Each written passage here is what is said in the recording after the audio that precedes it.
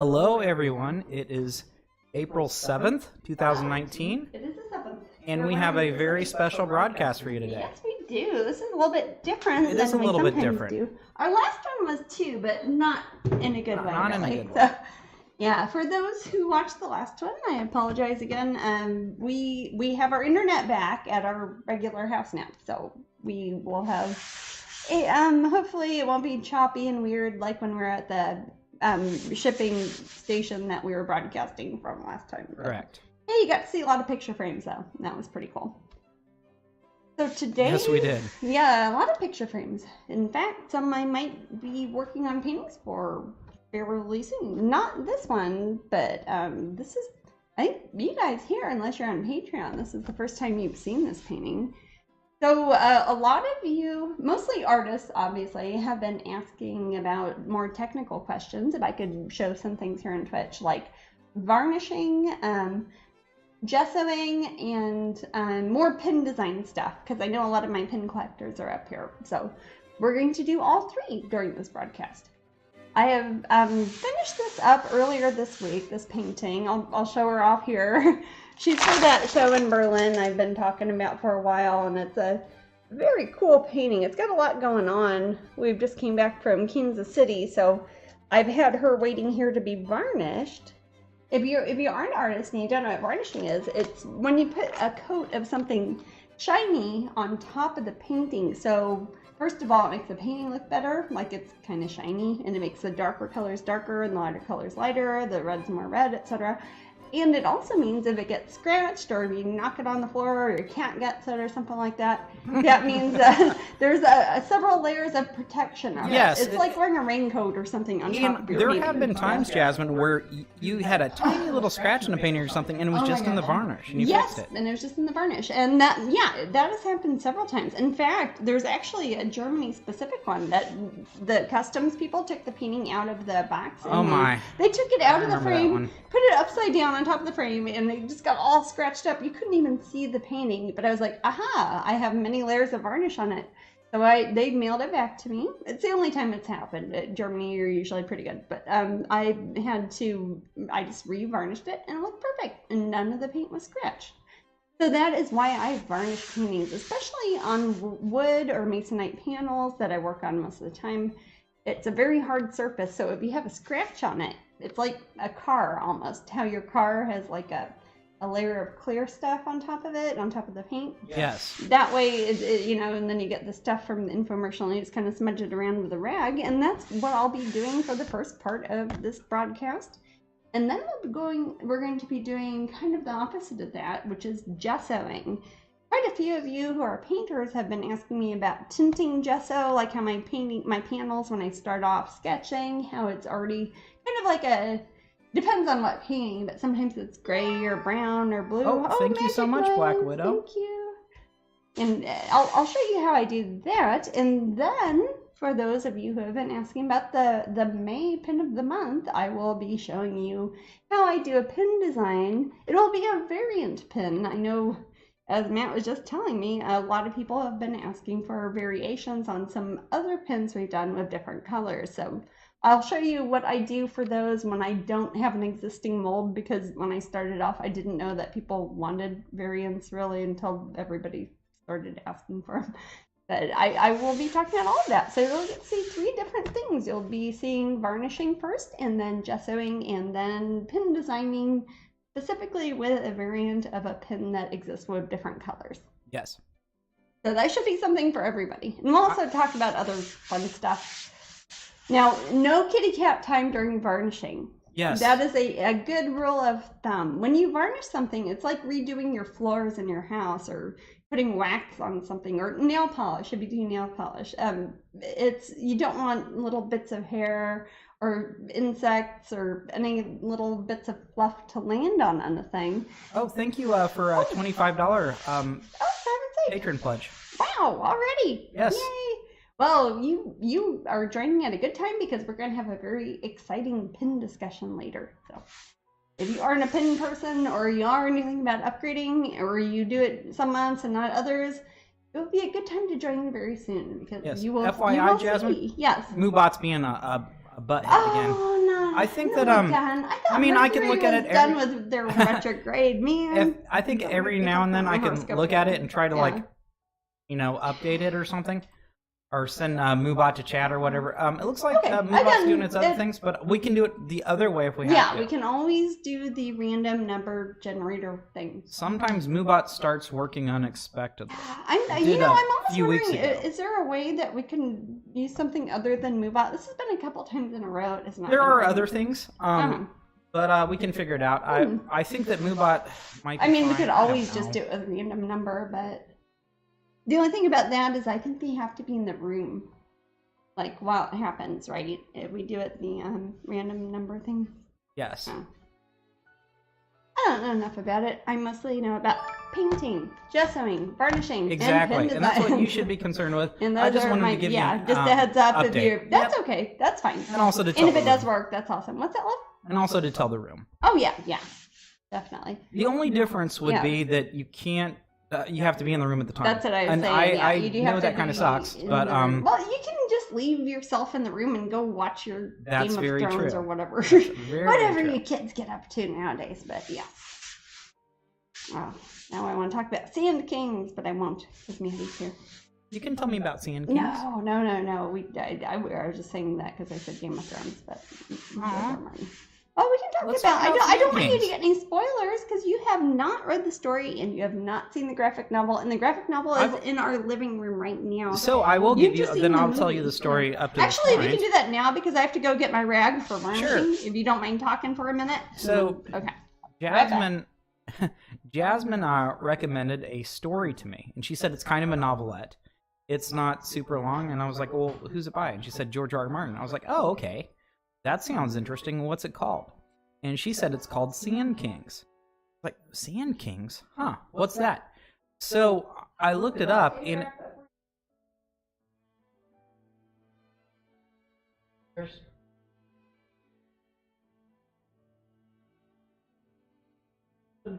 right there. Okay. No problem. Jasmine was looking for her very special varnishing rags that are lint-free. So, anywho, yes. So she told me about Sand Kings, and we looked it up, and it looks like there was an Outer Limits. From what year was that from, Jasmine? Outer Limits is a TV show, like kind of like Twilight Zone. It was This was the right. So this wasn't the original Outer Limits that was black and white that from the 60s. Right. Oh, it was nice meeting you too, Husky. Thanks for the hug. I appreciate it. But anyway, Moobot looks like it's being a jerk. I don't know what's going on, so I apologize. Yes. Well, people are asking, is Moobot up? Maybe so. So, at any rate, we watched The Outer Limits that starred Beau Bridges and his father, Lloyd Bridges.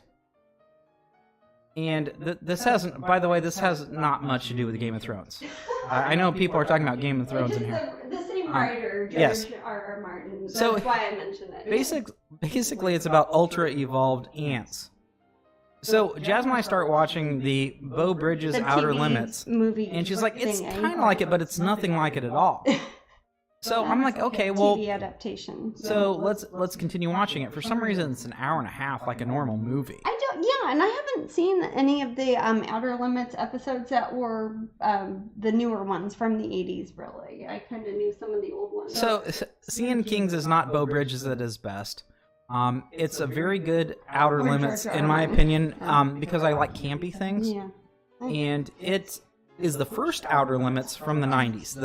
The Maybe that's why it's long. Like it was an introductory episode, and they It just could be, but if anyone wants to watch it on Hulu in America, I know Hulu in America. It's the first Outer Limits. It's an hour and a half, and it also stars the mom, who's Fairuza Balk's mom from The Craft. Yes, the lady She's in who it. plays. She's not really Fairuza Balk's mom, but the lady who plays in The Craft. Nancy's mom. In She The plays. Craft Yes. is her. Yes. Yes.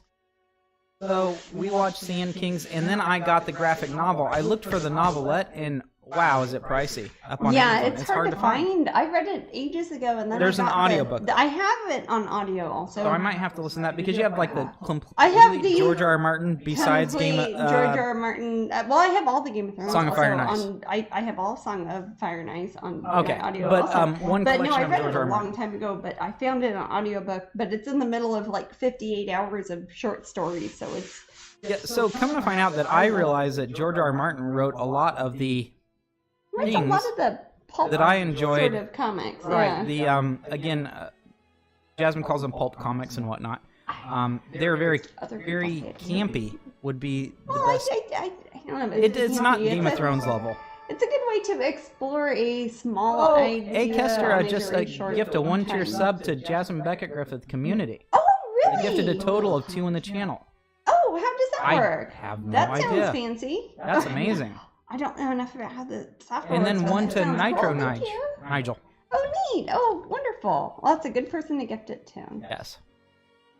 I'll stop talking about Sand Kings real quick so I can, because I wetted this rag here and I want to make sure that I do this before it dries out. And again, we are varnishing this painting, and I'll show you the painting at different stages when it's drying. This is a rag.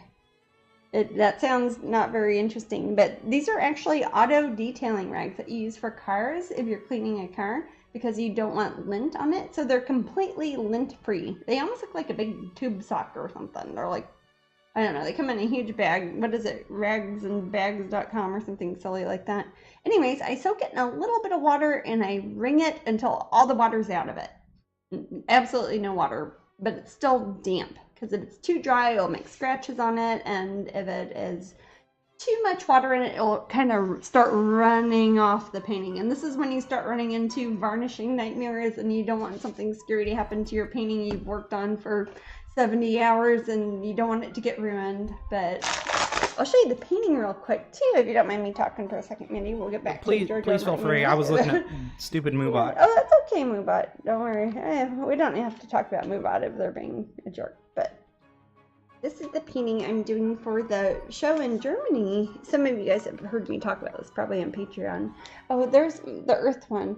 I kind of threw that in. The show's called Gaia Reborn. Gaia, like Mother Earth, sort of like the goddess of the earth and everything. And one of the fruits I put in here, there's a bunch of plums and grapes and peaches and things like that. And one of them looks like the planet Earth. I kind of made it point at where I live in Florida, kind of put that in the middle. And it's not very obvious. In fact, when I showed this to Matt, he didn't even notice that at first. Did you, Matty? No, I did not. So it's very subtle, but it kind of fits in with the theme of the show. I love it. I love this new painting. And you like this part too. I don't know. Hopefully it doesn't have a glare on it. So I kind of did the MC Escher thing where you got a reflection of the person who's doing the painting in the... It was supposed to have I forget what the official description of the show is, but it was supposed to bring an idea of the pagan sort of influence on the idea of preserving the earth and helping animals, etc. But so I put like wine and grapes and a lot of things from old still lifes. It's a German show, so I put some European sort of still life elements in it. But if you look real closely, you can see me in there. I don't know if it can show up on the screen or not. I hope so. And you can see I have my blue palette there and my green apron, and I'm in the glass of wine. You wouldn't notice it unless you're looking for it, but that's the sort of things I like to hide in paintings when nobody's looking. Also, that's for the many folks of you who were talking about the easel pen, and they're like, why do you have an easel or a palette that is not blue? And I didn't, because I was trying to make it look more like just a generic artist, but there you go. Because as you know, I use these blue pellets. Well, people love that you added yourself. It's like Inception, only on glass.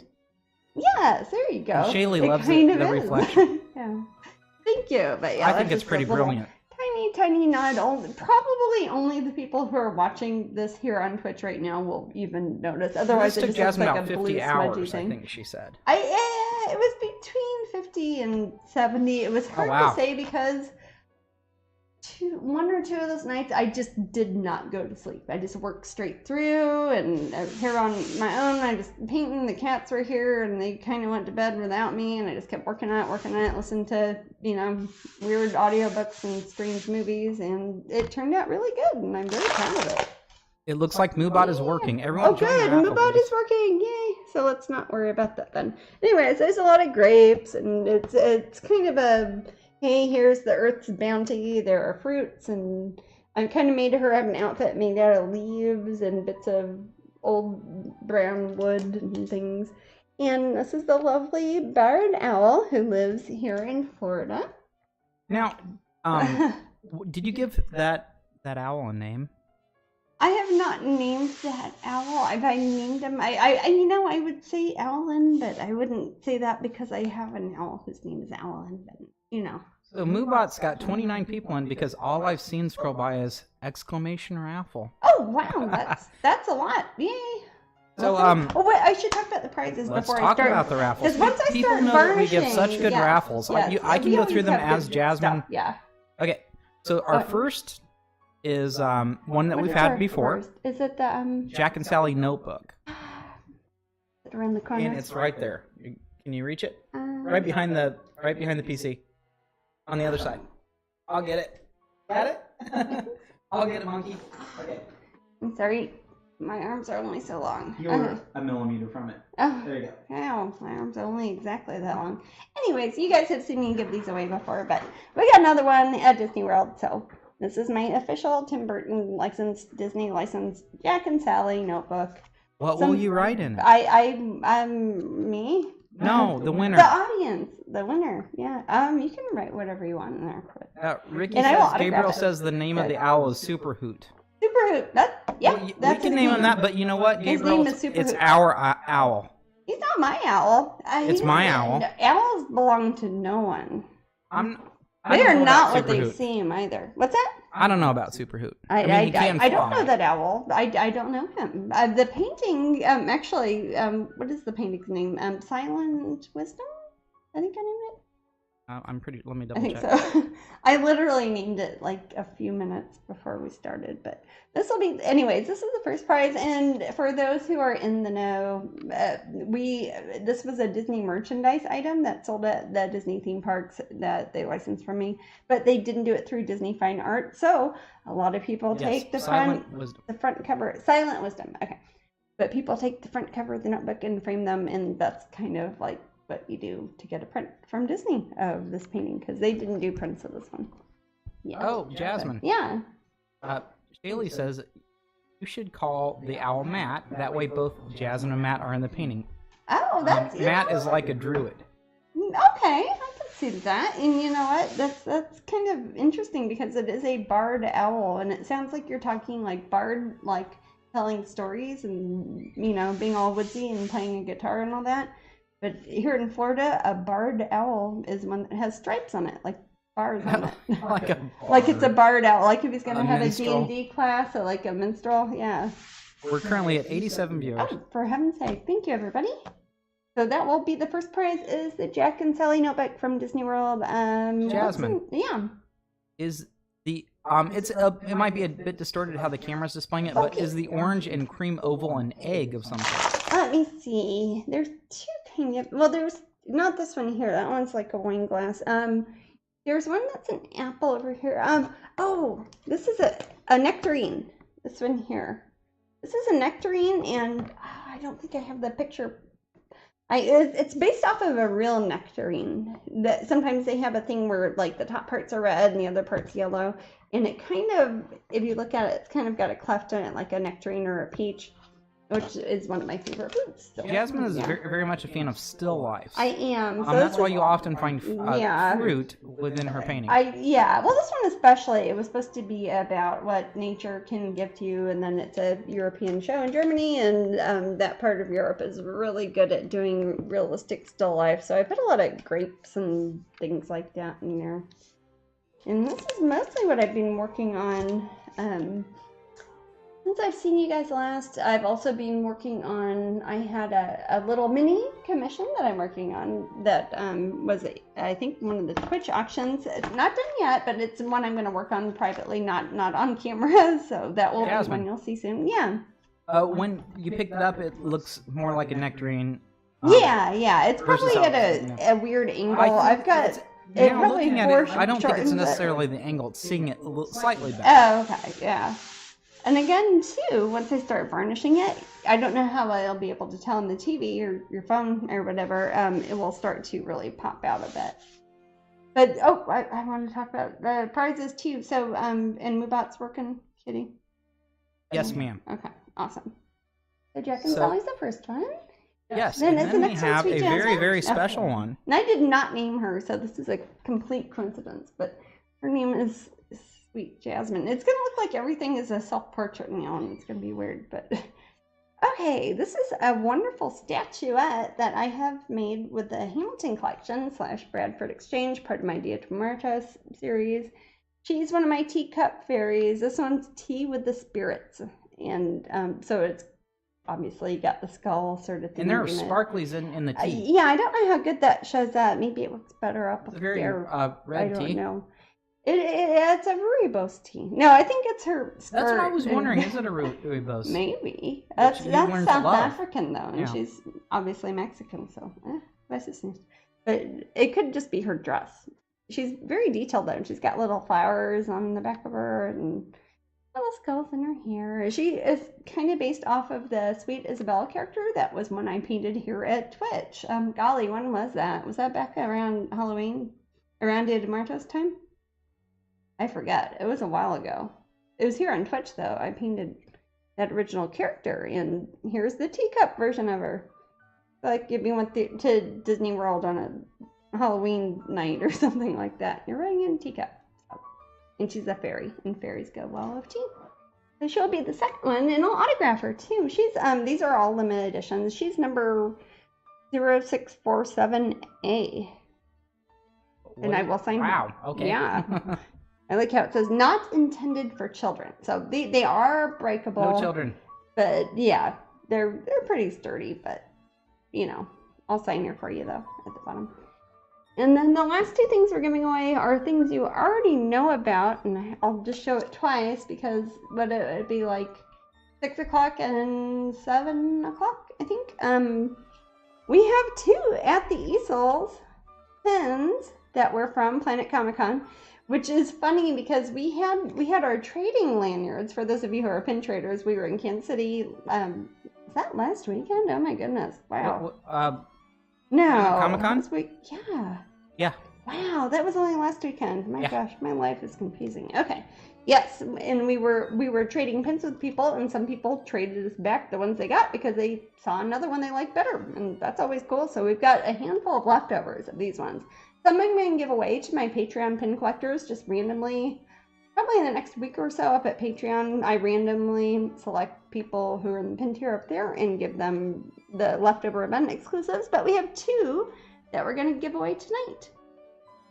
You know, if I was clever and thinking about it more, I would have made her look more like that one. But oh well, it's just what I look like in front of a easel. As if you guys haven't seen enough of that, but there she is, very rare pin. People are already like putting these on eBay for I don't even know how much money. I don't see any of it. So, and those are the prizes for the night. So Moobot is working. Just type exclamation Moobot's working point lovely right now. Wow. 95 viewers. My Thank you so goodness. much. Well, hopefully people are excited about varnishing because I'm going to be doing that for a little while. So Jasmine, we had a question when you were going over the prizes. Absolutely. L. Hertz wants to know, is that a tattoo on her arm? Oh, in this painting here? Yeah. Or when you said one of the prizes, you didn't mean... Oh, no. When we were talking about the prizes. Oh, when I was talking L. about Hertz the had prizes. a question Gotcha. about the painting. Yeah. Is that a tattoo on It her arm? is. I don't know how well you can see it. But what I've done, it's very subtle. It's one of the last things I actually added to the painting and finished just a few days ago. It's kind of the beginning of a sort of triple moon goddess sort of theme, like you'd see in one of my, like in this pen where you see two crescent moons on either side of a full moon. But in the center, I've kind of turned the moon into kind of an early goddess sort of spiral shape in the middle. So she's got, that's kind of tying it to the theme of the show, which is called Gaia Reborn. I wanted to have sort of a feminine, sacred sort of imagery that is on her arm to tie it together with all the other elements in the painting. So she's got a little bit of a tattoo. Could be a temporary tattoo, but watching us on Twitch. Yeah. Jasmine is going to actually I'm going to start varnishing this painting that I've recently This is finished. Usually the point where I would not I usually excuse show myself. this. Yeah. And I've never watched Jasmine completely varnish from beginning to end. I make everybody leave the room, but so this is kind of special. So this is probably the only time you'll see me varnish something, because those of you, if you're an artist, there is a Facebook group called Varnishing Nightmares when scary things happen, because you've already done the painting. You don't want anything bad to happen. At this point, that's when we don't want a cat to come land don't even say that word. Don't say the K word. Yeah, or you won't the say the T word. Yes. Anything like that. I don't want anything to bring, because they're roaming freely here now. They're very intuitive, and they will hop over. They will hop over, and it often seems like we turn off the phone and threw it in the closet. We don't want anybody to interrupt all this. But now we've got Matt to talk to you guys, and he can ask me questions. I just don't. Once I get started, you don't want to put any weird lines or anything in it. I've got my easel here at about what is this? Maybe a 60-degree angle? I don't know. And I've got this taped down. This is a piece of wood that is taped down with masking tape on the back. And the painting is very dry. It's been finished for a while. I just haven't varnished it yet. Jajoki Mom says, I can't wait to watch this. Varnishing can be a bitch.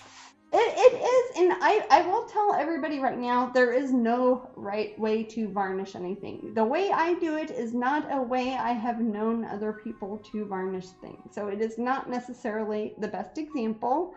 I know people who work on oil paintings who just like pour a layer of varnish on it, or do one layer of varnish and it looks awesome. And it's like, wow, that's great. But I do acrylics on wood or masonite panels like this, which is very kind of absorby. So I usually end up doing maybe 10 layers. How do you keep the dust off the varnish? Off the varnish when I'm painting it. When I'm actually varnishing it. I have my hairdryer friend here. If something falls on it, for example, I have had cats jump on my shoulder while I'm varnishing, and our cats always are shedding constantly.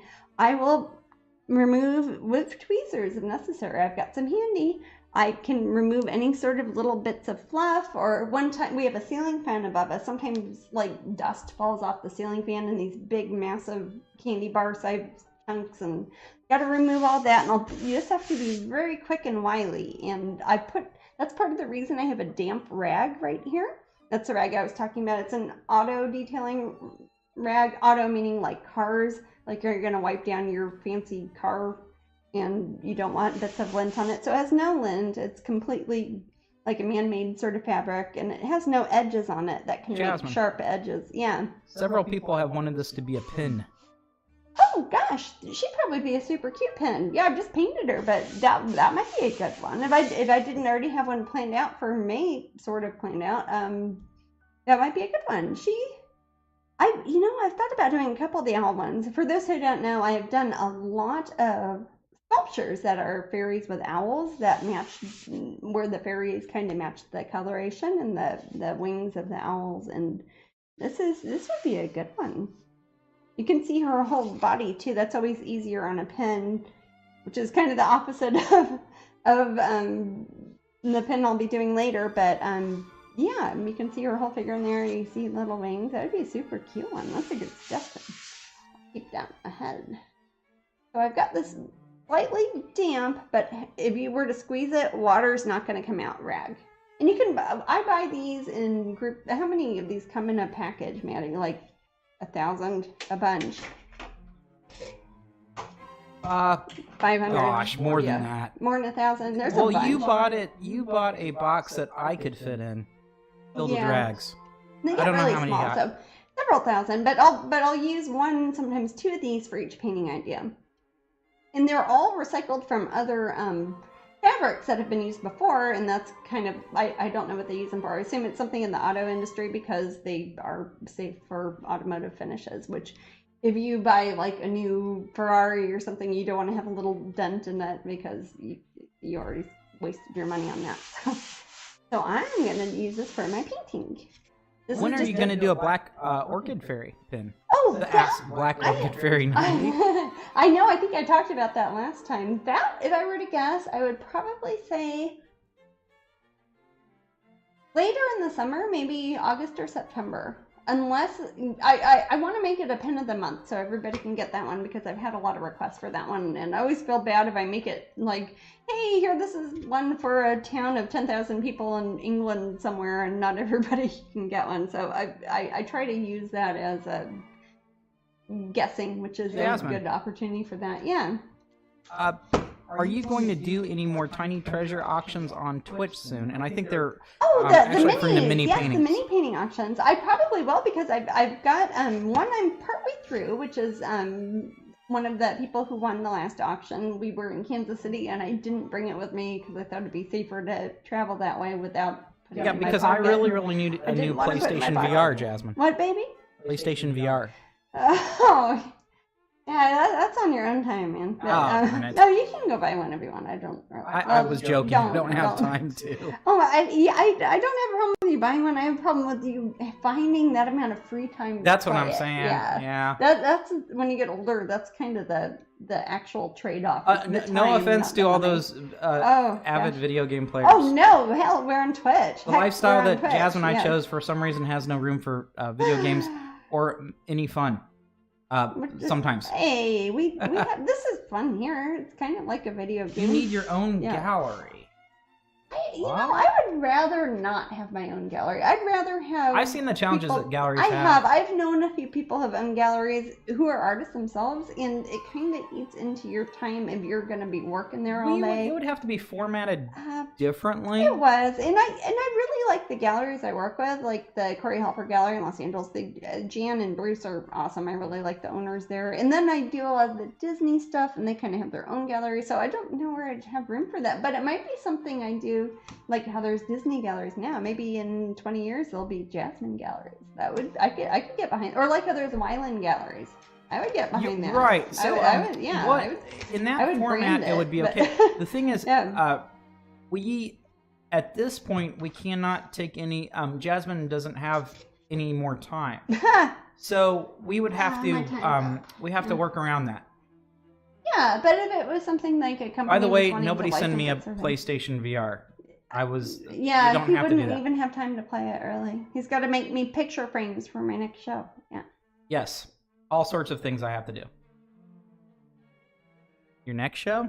Yeah, my May, Cornell May Gallery 20 show. or My next April solo 20th? show. Oh, gotcha. I haven't Gotcha. named Okay. it yet. I need to because I'm already working on things for it. But Well, anyways, I'm excited to learn more because what we were talking about the other day. Yeah. Is you told me, because I had this other idea for a frame that I'm kind of halfway through with in the Yeah. garage. And you said, well, that might work with my theme, Yeah. but I don't know 100% what theme I'm going to go for. That's the. So rub, you said that man. the Yeah. frames have to fit that sort of idea. So I was Yeah. like, okay.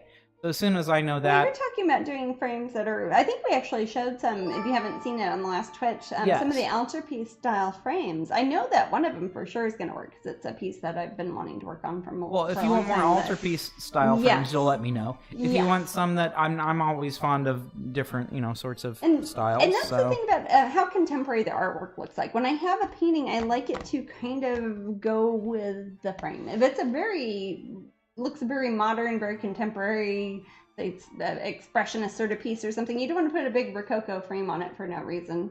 Mine, I usually have some sort of classical elements, like this one. Like I was talking about, hey, it looks like a Dutch still life. I looked at a bunch of old paintings of grapes and bottles of wine and stuff like that, but I put my own characters in it. But if I'm going to put this in kind of a late Rococo sort of early Victorian frame, and that will kind of go with the idea of having that sort of level of still life detail.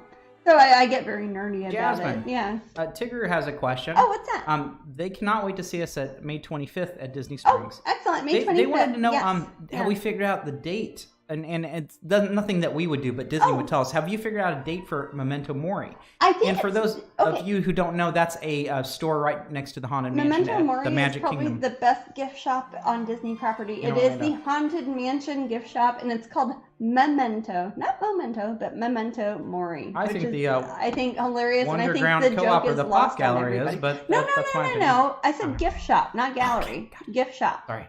It's a souvenir store. I mean, they've got stuff you'd buy to sit around your house and things, But it is at the Magic Kingdom here at Disney World. It is called Memento Mori, and I don't know for sure yet if it is going to be the date. I think it is. It might be June 8th, but don't quote me on that, because that could be possibly the Co-op Wonderground Gallery having me on June 8th, or it might be Memento Mori at the Magic Kingdom and Disney World. So I will definitely keep you posted as soon as I know. I'll tell you guys. And I will be so excited if I get to do that one, because that's the first time I would have done an actual signing in the Magic Kingdom here in Florida. So I've done Epcot, I've done the ones at DCA and in California. That was awesome. But I need to start varnishing, or my rag's gonna not be wet. Here, Maddie. Give me just 2 seconds to talk about this. Oh, and thank you to whoever did the magic noise. Yes. Thank you, Lainey. Yay! Thank you very much. It's So here, for 4 months in a row. I'll talk about this real quick. This is the varnish I use. Again, there are so many types of varnish. It depends what sort of medium you use, and what sort of substrate you're working on. If you're working on paper or canvas or wood or masonite or panels, it's going to be illustration board. It's going to be different what you want to use, but this is what I use. It says professional on it, so that's pretty fancy. A Liquitex Professional Gloss Varnish.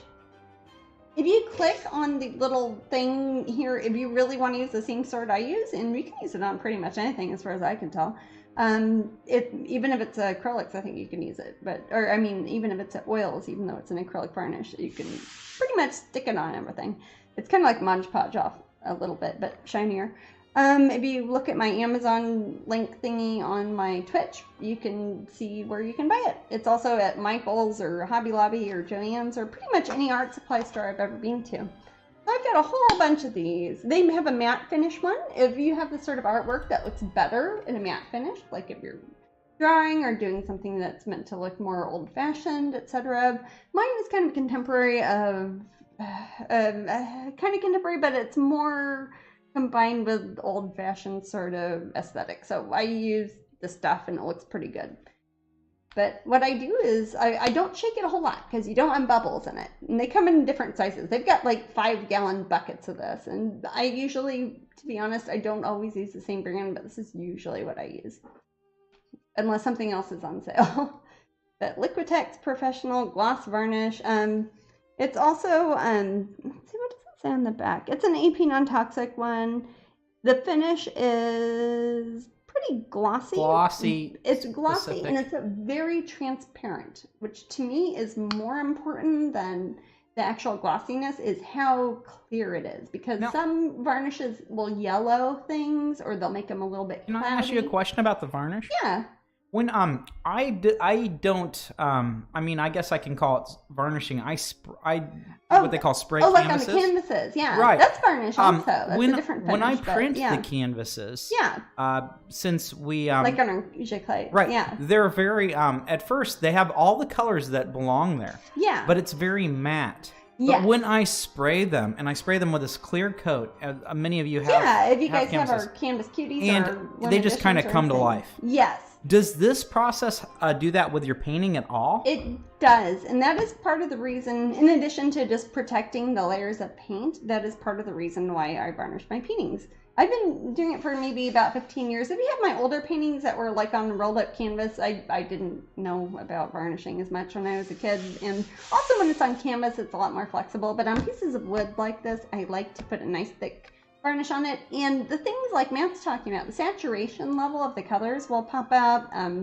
If you see the darkest darks will look darker, and the brightest brights will look brighter, and the blues will look bluer, and it helps everything look nicer because it's almost like you put a piece of glass on top of it. Right. Yeah. So what it does is enhance and kind of almost, I don't want to say... It stops the light from diffusing from it. Right. So Yeah. what it does when I look at something like that, another thing I think it does, it makes it look like it belongs in the same plane. That's true. I don't use a lot of impasto when I paint. Like, Right, if I touch my normalizes painting, it. it feels very, very smooth. Yeah. But if you put varnish on it, let's say you used a lot of impasto, like your Van Gogh, and you've got like a little palette knife and you're making it very bumpy. If you pour varnish or varnish it with a rag or paint varnish on it, it's going to make everything the same surface level. It is like Jasmine, putting a piece of glass on it. Yeah. Amy wants to know, she says, I'm not an artist, so That's okay. I don't know the benefits of varnishing. Does it protect from chips and fading? Yes. That's another thing I should have mentioned too. That is, in a way, that you can stop. I use light, fast paints, but I don't know if somebody's going to give this to their great granddaughter, 400 years from now or something. So I want to make sure that it has a UV protective layer, and that is in the varnish also. So all of those reasons, and if it gets scratched, then hey, the painting didn't get scratched. I don't have to go in it, because if I ever have a painting that's damaged, let's say somebody buys it and they dropped it down the stairs 10 years later when they were moving, I will touch up your painting and I will do my best. I give a lifetime guarantee on things, but if you have varnish on it, if you scratch it, then it's just like, oh, let me get my rag, get the varnish, and that'll be fine. So it's like putting a thick protective layer. It's like getting a Scotch Guard on your sofa or something. Hey, Jasmine. Yeah. I just joined the raffle. Maddie, are you just testing it? If you I win, was testing you don't it get because it. Karen asked about it. I Okay, said move but ahead it's and send a working. message. So But- I'm going to start off real quick because I really need this right. And I'm Okay, going to put I'll about, no, you don't have to shut up, honey. I'm just. Oh, usually I do it right here. This is weird. Yeah, I'm not used to talking while you varnish. Sorry, you can talk. I just want to explain what I'm doing. It looks kind of milky and whitish when it's on here, but when I put it on here, it's going to be very, very clear, and it's going to look wet. It's like if you find a cool stone or rock, like we were talking about rock tumblers, or occasionally, if you put a stone in water, how it looks more vibrant. That's kind of what varnishing does to this, like polishing something. Or if you have a piece of wood and you put varnish on it, it's very similar. So I've got my slightly damp rag. I've got my little bit of varnish, not a lot. I just put it in this. I use these plates over and over again. I'm going to start varnishing, and this is going to be a fairly long and tedious process. The only reason I'm doing this is for those of you who have asked for it. But Matt can talk over me while I'm doing things. Yes. And I can talk while I'm doing this. It's just not necessarily going to be very interesting. Again, if those of you Girl who in the are... mitten wants me to win. Oh, okay. Now, sometimes Jasmine will use the... Oh, yeah. Wow. I can already see that. I don't know how well it translates. I see a glisten, like on her knee. Yeah. And see the how rest of the room is too. And some people might, when I'm doing a painting, I'm thinking about how it's going to look when it's varnished. It's like when you're choosing colors that look different when they're dry than when they're wet. If you eventually put varnish on it, it's going to look like how they look like when they were a wet paint out of the bottle. So there isn't really a technique to that just doing it over and over again and figuring out, oh, it's going to look like that when it's wet. So one thing I do use, it says on the bottle, I think it says to wait 6 hours or something in between layers. I don't do that. I do a layer, a very thin layer, very, very thin. It's not dripping. It's not anything. I didn't put a lot of water on the rag. I use a hairdryer. Again, there are a million ways to do this. My way might not be right, but so I apologize in advance if it's noisy because I will be using a lot of hairdryer. But you should still be able to hear me fairly well since I'm on the other side of the room. Oh no, I can't hear you when I hairdryer. Not you, Jasmine. Oh, okay. I'm talking in the rest of the room. I heard my name, not you, Jasmine. Jasmine is reflected in the wine glass. What's that? Jasmine yes. is reflected in the I'll wine show glass. that. Yeah, there's anything when I'm hair drying, Maddie, and it's an important question, ask me when I'm doing the next layer and I can talk and show things off.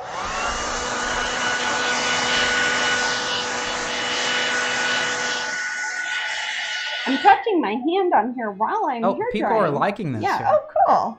I'm touching my hand on here while I'm drying it to see where it's sticky. Again, this is a very didn't know dry you did painting. that. It's well done. Yeah, well, that's how I know if it's Oh, you know, dry. I'm usually on the other side. I always think you're using the rag still. No, I'm just touching my hand on there to see if it's sticky. So And people that's are why I enjoying this. can't use gloves. Like for a while, I was like, oh my gosh. Sometimes by the end of the day, it's like you could, like Elmer School, you could pull off a whole fake skin on my hand, which kind of ruins my hands a bit. But I can't wear gloves when I do this because then I can't tell if it's still sticky or if it's still wet. So that's part of the reason why I'm touching the painting while I've got my hair dryer.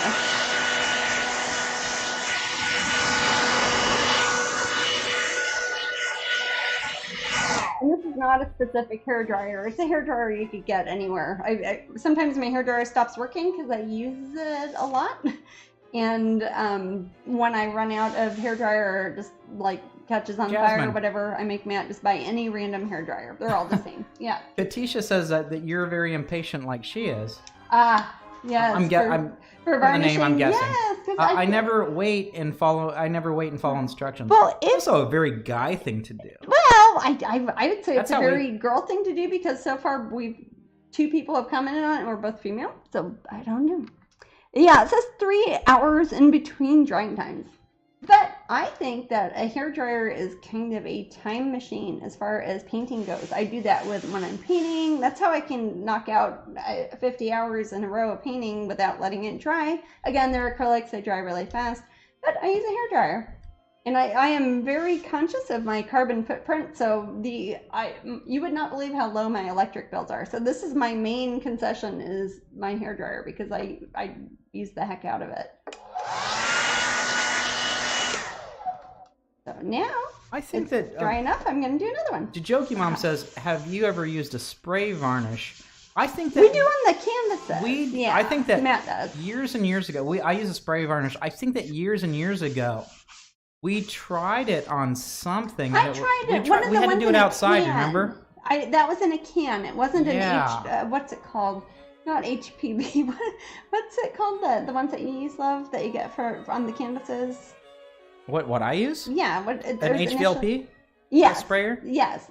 Those are great for things like canvases. They're probably good on paintings too. I'm just kind of control freaky and I like to do these myself. But the time I did use an aerosol varnish, that's when I worked on canvas. I think this works better on wood, but it depends on what sort of style you're working with and how thick the paint is that you put on there. Also how dry it is. If you use acrylics like me and use them very thinly, everything dries very quickly. So a hairdryer is actually pretty helpful for that. So we're at, what is this? I should count and see how many layers I do. And this is the second one. I almost just want to turn my mic off during this, but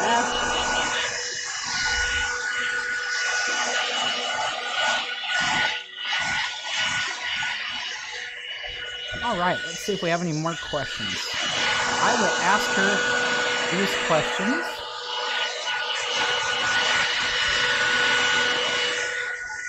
Oh, I see.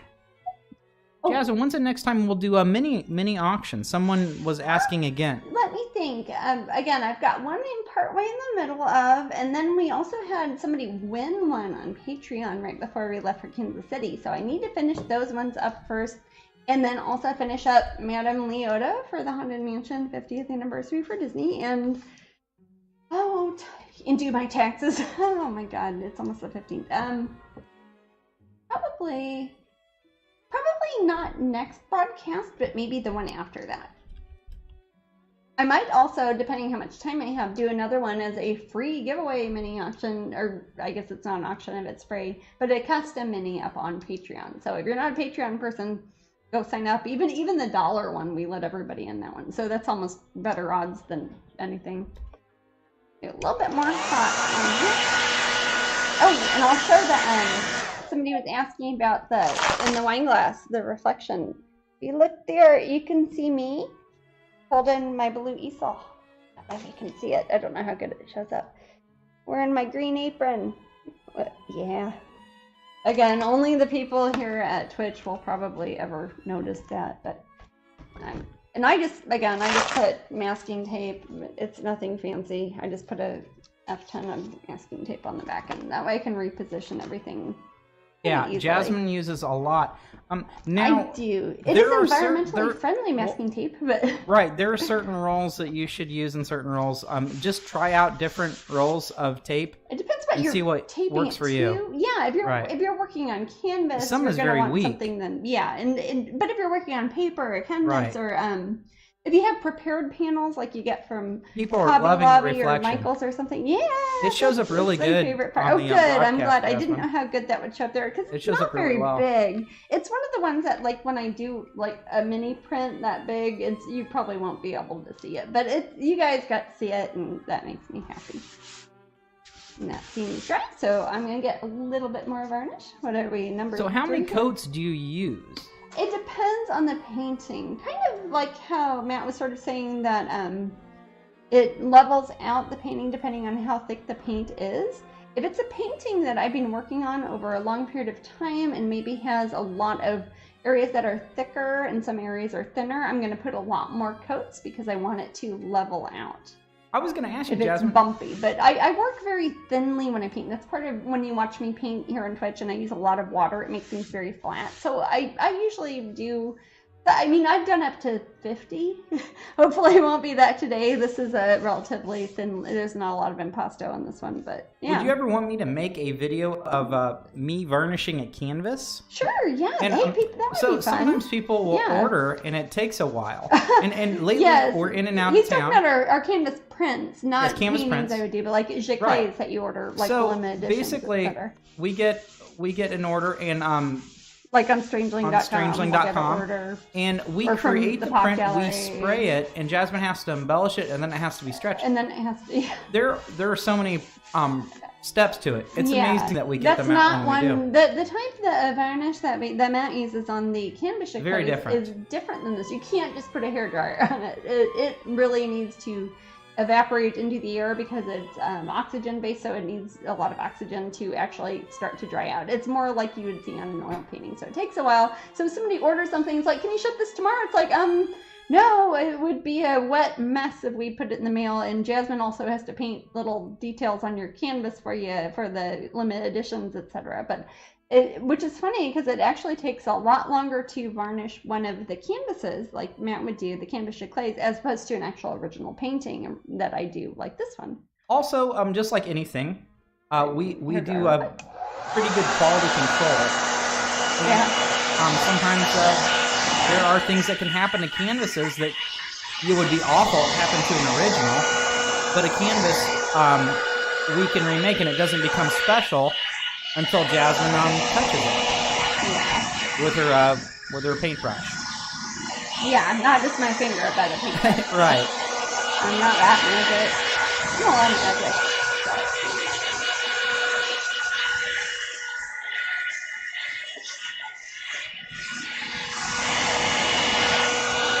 Now, I don't know how much shows on the television or the phone monitor thingy if you can tell that this is getting shinier. Can you tell, definitely Maddie? can, sweetie. Okay, awesome. Yes, everyone's noticing. Oh, good, good. I have two questions. Oh, here. what are they? Will this painting be available in prints on your website once the event is over? Yes. And, hey, quick question. Has Jasmine ever been asked on commission to paint on a different medium? And I can think of a particular time I can think of when it was several times. difficult for Yes. you because you weren't used to the medium. Yes, very much But so. you have a friend that very much is. Yes. The same yes. medium even. What's that? Same medium even. Yes, yeah. I've painted on. I do paint The on one I'm canvas thinking of. occasionally. Linen is an interesting medium, and for those of you who keep track of, like, for your different wedding anniversaries, like your first anniversary is paper and the 5th anniversary is wood. Linen is a fairly popular one, and that is, I think, a long time ago, like when they made up those, it's probably Victorian or something. Linen, like you'd think, oh, they're talking about sheets and pajamas or, curtains, something like that. Linen is also a material that a lot of people paint on. I have a lot of artist friends who paint on linen because that is a very historically accurate and very reliable surface to paint on. It's kind of like canvas, but more fancy. So there have been a few times I've painted on linen, usually for a surprise for somebody's anniversary or something like that. So I have had to paint on things that I'm not used to. Things I have not done, I will not actually do a tattoo on somebody because I've never done that. And nobody wants my first time of tattooing somebody to be their tattoo. Go to a tattoo parlor, just show them my pictures. They can do that all they want. Ask a professional. And I will not do things like on cars or motorcycles because I don't even know if acrylic paints stick on those. That's probably better to get somebody who can airbrush it. And if it's for yourself, you're not selling it to anybody, you can do that all you want. Just print out one of my pictures and say, hey, paint this on my motorcycle helmet. But don't mail me a motorcycle helmet and ask me to paint on it. Because again, we'll talk about that a little bit more too. Because after this, I'm going to show you how I gesso my boards and how we take a piece of wood and turn it into something you can paint on. So this is a really, really great episode. A technical episode. Right. And then after that, we'll do a pin design. We'll still chat and goof off too. Oh, of course. Yeah. I was going to say, it might not be as interesting. It's totally different. I don't think people understand that, and I still get people who ask me that. Then quite like, you don't want the first one. Yeah, it is. Jasmine, I love seeing tattoos in my artwork. I've seen some amazing ones. I've probably seen over 10,000 people with tattoos. Yes. Artist Jasmine Becket-Griffith, would you mutilate my arm, please? Again? Yes, with one of your tattoos. Oh, when I will not. Well, so, I don't know. Maybe for you. I guess I would have to buy the tattoo gun. Good inks. We'd probably want to have to get a really professional one. And then there's a bunch of pitfalls. You live here in Florida, Maddie. You could go to Raven at Vero Beach and Black Lotus Tattoos. If I wanted one of yours done very professionally. No. This is almost drawing me. We need temporary tattoos. We had those. You know, there have been 2 times in the past 21 years that there have been temporary tattoo companies that have licensed them. I used to have... They'd have them like in not gum machines, like that. I guess gum machines. What do you call those? It's like when you leave a store and you put a quarter in, or probably $2 in. I don't know what you put in them nowadays. You know what I mean? And they had tattoos that like thicker, like gum machines, but tattoos. Oh yes, yes. Oh yeah. The way ACOs were originally. When they came out, weren't people putting... Actually, those were an old cigarette machines. Oh, I apologize. That's I'm thinking differently. But no, you know what? Like when you're leaving the grocery store and there's a machine that you put that was great. In. That was... those were some great royalty checks we got from those people. They were awesome. They paid me so many royalty checks. It was great. But then I think people kind of stopped having those. They're not as common. You don't really see them. They were popular, again, this would have been like 20 years ago. But yeah, so we have been thinking about maybe... either making it part of our company or having a factory make them for us that you could buy sheets of temporary tattoos. If we did, we'd probably put it on the Patreon exclusive part of our website because I don't know, we personally could keep up with all, we do so much stuff. It would be hard to keep up with all the orders if it was something I was producing myself or hiring a factory to do and then actually mailing them to everybody. But we might do that for the Patreon exclusive section of Strangeling.com. And that only cost $1. So it's you don't have to sign up for anything crazy. Yeah. Have you ever painted anything on silk? On silk. What sort of material was it that I did that cape for Salo when she was in the Native American dance was program? That felt? I don't know. It wasn't felt. I'm not going to ask you. No, that wasn't velvet. No. I don't know. See, it might have been it was probably rayon. Satin? I think it was rayon. I'm not sure. Sarah would probably know. But I have painted on fabrics that are like silk before, and it's not something I would pick on purpose to do an original painting on just because I'm not as familiar with it. But when it's something for my niece and she's going to be in the at the powwow, the Native American powwow thing that she did, and it was pretty cool. Remember the big eyeballs on the back? That was neat. Yes. That was awesome. This is when she was little. She's more grown up now. So what is this? 4 layers? You do a little bit more here, right?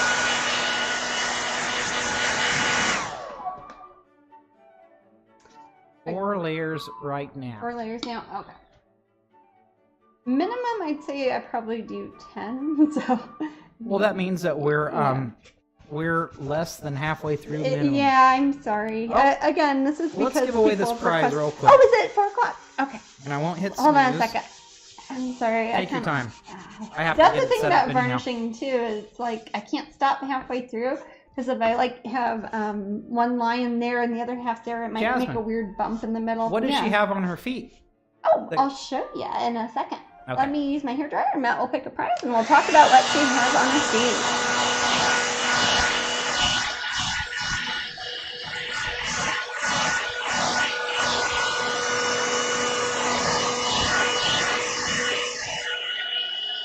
Okay. Now that one needs to air dry a little bit.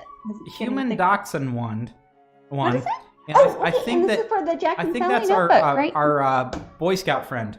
Oh, wonderful! They- Congratulations! They have won so much, it's crazy. Well, So- wow, some people are luckier than others. I don't know what to say. Yeah, I'm trying to. It is always random. It is very random. Theoretically, if it was random, somebody could win 8 times in a row because it would be 1 in 8 billion chances or whatever. But congratulations! I will sign this for you, and you can either use it as a journal or you can frame the front and make it into a print, mat it, and put it on your wall. If you didn't win one of these and you'd like them, they're available at Walt Disney World, at Disneyland. You can get them at your WDW store. Do you have the link for that one, Maddie? Yes, I do. Okay. But in the meantime, I'm going to show you what she has on her feet. She has little boots that I have made up. I am not a fashion designer, but I like to pretend I am in my paintings. She's got kind of vaguely elfin-looking boots that are made out of leaves. I didn't want to use any super bright, hyper-saturated colors on her outfit because she is around nature's wonderful bounty of fruits and grapes and really bright colored things that are orange and purple and pink, etc. I didn't want to make too rainbowy, like, overload. I want to make it look like it's kind of something that could have been painted 500 years ago if you knew about fairies and the How did Hamilton they glaze collection back, then. or how did they varnish way back when? What did they use, Jasmine? There were various types of varnish people used to use. Those would have mostly been oil paintings back then, so they would have had they're oil-based varnishes, which take a very long time to dry. There are some paintings that you'll see in museums that, like the docents at the museum will tell you, are this much thicker at the bottom than they are at the top because some of it still isn't dry, even like 500 years ago. Oil paints are technically still fluid, so they are at gravity's mercy. There are some sorts of what is that? What's that? The sizing that they use on gold leaf, which is made out of rabbit skin. They used to use it. It wasn't things that would be easy to find now. There was a thing made out of pine needles that is basically like turpentine, and they mix it with something else so it would stop being abrasive. Instead of getting rid of the paint, it would turn it into a thick kind of glaze. And sometimes they wouldn't varnish anything, just put a piece of glass on top of it. And glass was kind of wavy back then.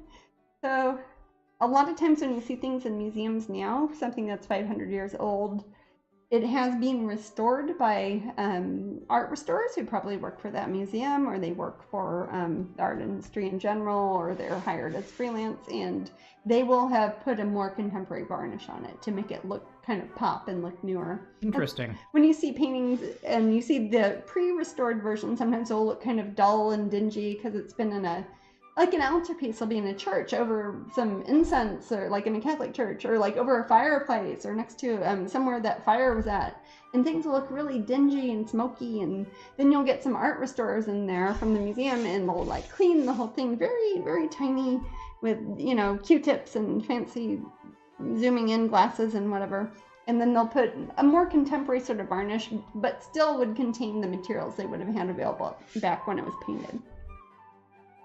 But since I paint in acrylics, and acrylics were only invented like 100 or so years ago, it doesn't really come up in my line of work that much. I'm going to do one more hair jar before the next one. It takes a little bit longer for each subsequent layer to dry because it's getting thicker. It's like if you're putting glaze on like a cake or donuts or biscuits Jasmine, or something. Yeah. Jeanette's nephew, remember Justin? Yes. Yes, he was... she said my nephew Justin enjoyed meeting you at the Kansas City show. Oh, excellent. Yes, he was very cool. Yes. I liked him. We got to see a lot of you guys there at the Kansas City show. Sorry. Hair dryer. Yeah, that's what I mean by being noisy. In a way, I think the hairdryer helps because it scares away the cats because they're all terrified of the hairdryer. It's like cats being afraid of a vacuum cleaner. They're afraid of the hairdryer. So that kind of makes them not want to get on the painting when I'm burnishing it. A little bit more and I'll do another one. I don't know how well it will show up, but once I've had I can kind of tell when it's done, which is a hard thing to judge. when I start to see my own reflection on the painting, which is particularly funny with this painting because it has my reflection painting on the wine glass. So I don't know how good that will show up on the camera, but I can also tell by touching it, I can see if there are any parts that are sticking up too much. Again, there are some types of art and a lot of art styles, maybe more art styles than I do even, that you want to see texture and you want to see bumps and you want to see blades of grass and, you know, bugs stuck in it and big sort of like R.F. Pangborn does these wonderful sort of palette knife sort of paintings. You want to see ridges and bumps and you want it to be almost sculptural. But the way I paint and how I have been, at least for the last 20 years, I like to keep things kind of very smooth on glossy, a panel. Sort of, yeah. Yes, I agree. I like it when I have a print, and that's why we print on glossy paper. A lot of other artists I know will paint on matte finish paper, and that works really good with a lot of styles of artwork. And the reason I do glossy paper is because I want it to look like my original paintings, and I use a glossy varnish. Yes, so none of these things are right or wrong. So. These are what your personal preference is and what works best with your style and what sort of time period you're pretending to paint in. Right, and the spray varnish that I use also, we use glossy to match Jasmine's on the canvas clay prints that we do. We like them to look as much like the painting as possible. Right, but one could, if they had art that didn't necessarily need to be glossy or they didn't want it glossy. They have other matte sprays and things. Yeah, this one where it's here not crazy gloss varnish. There's I think they do a semi-gloss or sometimes I call it satin finish, like satin, like the fabric. Oh, thank you, Magic Noise. But there's a satin or a semi-gloss type, or there's a matte finish, and especially things that are monochromatic or stuff that was like a sketch or a drawing instead of a highly saturated fantasy acrylic painting. That's when you want it to be glossy and shiny and that sort of thing, but not always. But it also depends what medium it was on originally. If you were painting on watercolor paper to begin with, you don't want to put a bunch of thick glossy stuff on top of that. You want to put a little fixative and make it look as much as appreciating the medium and the substrate as possible. So this is just what I do with my painting specifically. There is not a right or wrong way to do it.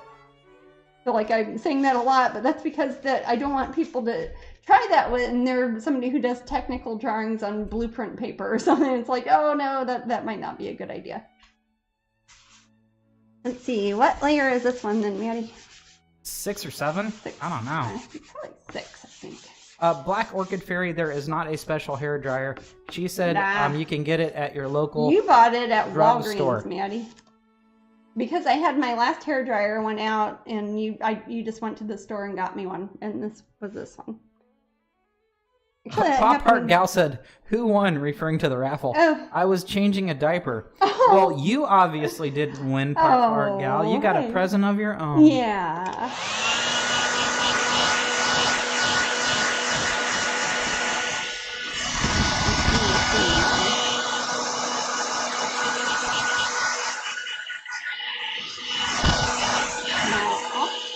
Up in a second and show you how it looks different. Okay. So I'm going to pick this up just to show you guys. Can you tell how it's looking more shiny, Maddie? Very much so. It's very see, obvious. It looks like That's it was cool. just painted. And it will stay looking that. Actually, it needs a little bit drying, and I'll do another few layers. But what I'm going to do in the meantime is rinse out the rag, which is not a fun process. I don't have a GoPro or anything, so you can't see this part because it's in my little sink that's over here by my studio. But I'm taking this rag, and it doesn't look very messy or anything because the painting was all the way dry when I started varnishing it. But it's starting to get a little bit stiff. Varnish is kind of like clear nail polish or hairspray or something like that. If you put something on it, it's going to start to get crunchy. Also, my hands will start getting a weird film and crunchiness. So I have like a scrubby thing like you'd scrub pans or pots with, and I use it on my hands in the bathroom over here. Yeah. I know that the acrylic paints you use are AP non-toxic. Yes.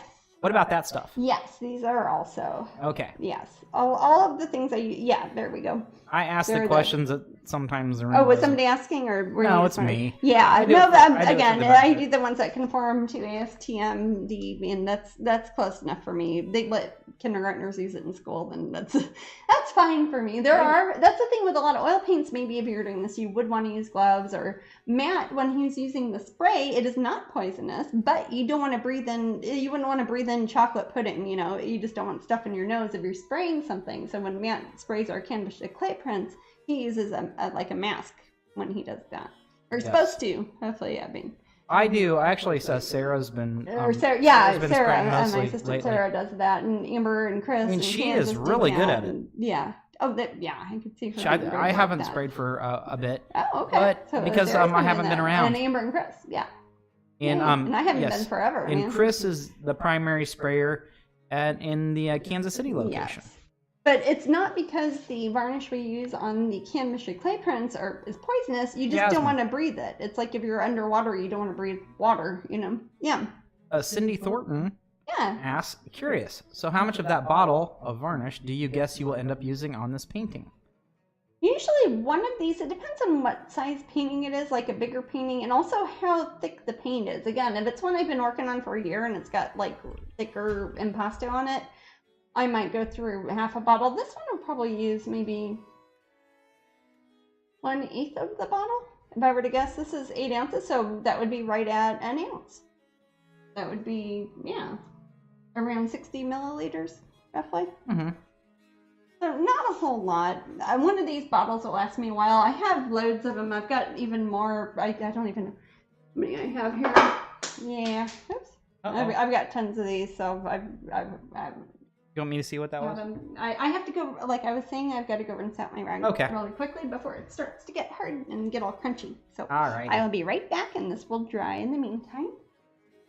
Hopefully, I don't know if the glare is right on her face. It looks like it is where I'm sitting. No, that's okay, though, because it really, really gives us a good idea that you've added varnish to it.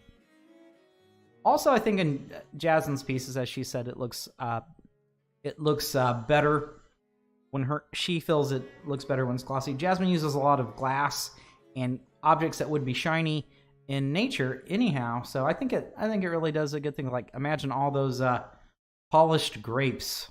They would just be very shiny.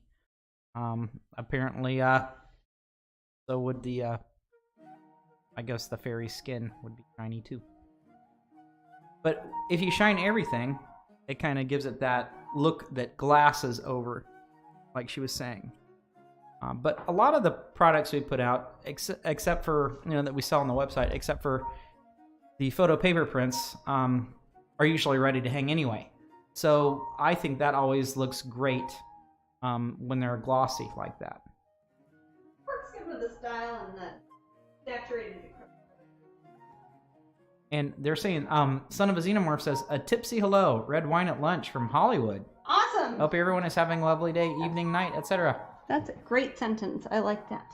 I'm not jealous. Layla says, I'm a little jealous. So how are you and Jasmine today?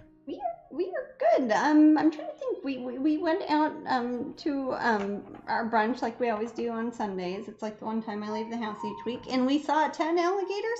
Yes, and I think 14 is our record. 14 is our record of how many alligators we see on the way to the restaurant. And a lot of babies. Oh, most of them were baby alligators. Almost all of them, like little alligators. But yeah, we saw 10 different ones today, and that's pretty good. Oh, Lowry says they have to take their husband to the ER. Oh, gosh, please do that. Head out. You're entered into the raffle either way. So yeah, and I'm sure that a friend will let you know if you won. Hope everything's okay. Gosh. Ooh, Christy, kayaked next to a 13-foot gator on Thursday. Oh my goodness. We've done that up at Wekiva Springs. Ah, yes. I don't know if he was 13 feet, though. You don't see them in town here in more like 7 feet or something. But yeah, we'll see 7 foot, maybe 8 foot ones. But yeah, big ones you see out in the woods. Beautiful, crystal clear water. Yeah, and any of the state parks or anything around here in Florida, you will see the big And they fellas. they're more timid than the media would have you believe. Oh yes, you don't have to worry. I mean, don't sue me or anything, but you don't have to worry about alligators. They eat less than 1 people a year. Even the Everglades, they said they've had 1 death ever since the Everglades were declared a state park in the 1940s, and you can't walk in that park without seeing a pile of alligators. So it's not a big concern. I forget how many times more likely you are to die from a coconut falling on your head than you are from an alligator or a shark. So you should really be more afraid of coconuts. Yeah. Tigger hung up their faces of fairy number 240. Oh, yes. Now it's time for a Guinness. Oh, yes. man, if I had a Guinness for every time I hung up something. Well, they got one. I'd be dead. Was one of their birthdays, and they were at Pop Gallery. I saw a picture on Facebook. So that Nintendo guy was on the back of a 5-foot gator earlier. Oh, wow. Okay. It was a John Deere gator. Okay. I knew it was going to be so. And Faye Conjurer says, how beautiful. I think it's coming along lovely, and I'm happy that the wee beasties aren't messing with you. Oh, yes. Yeah, again, I think part of it's because I got this hairdryer. I just kind of use it like a sonic weapon if they come near. So, they're drying nicely. So Buddy's in the room. Oh, hey, Buddy. And he had the wine earlier. I'm extra jealous. He sent me a thing on Facebook that said we've been friends for 5 years. Oh, and I think that's hilarious since it's been so much longer. 20 years, yeah. Yeah. Golly. It's been a long time. Yeah, it probably has been 15, maybe 20 years. I don't know how long. It was quite Live early. journal days, journal I think. in. Yeah. Which I miss. I miss live journal. Live journal's so Don't get great. me started. If I had red wine already, I would start crying because I miss live journal. So what's the drink of choice when varnishing? Do you have a tea there? I have an herbal iced tea. Herbal iced tea. I have Apparently to keep my wits have. about me when I'm varnishing. Don't want to do tequila shots and just ruin a painting I've worked on for 60 hours or something. Save that for the art opening event. And Joey's amazed by how lethal coconuts are. Coconuts are pretty lethal. Again, and like our homeowners association here in Celebration, you can't plant coconut trees in your front yard because they will land on windshields and smash them. So you got to keep them private in your backyard.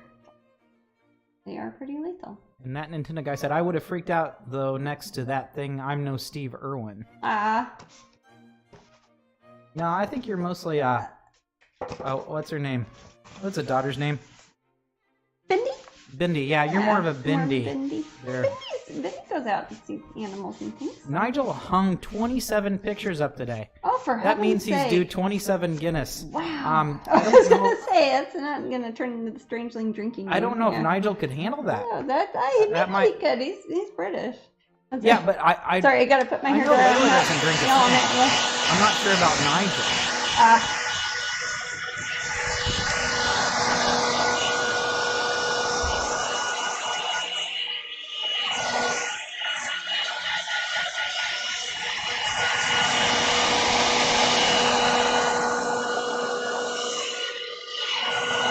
I will ask that question momentarily.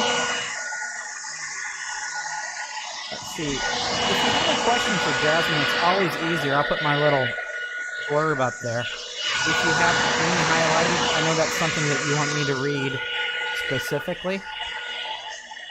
Let's see, where was that?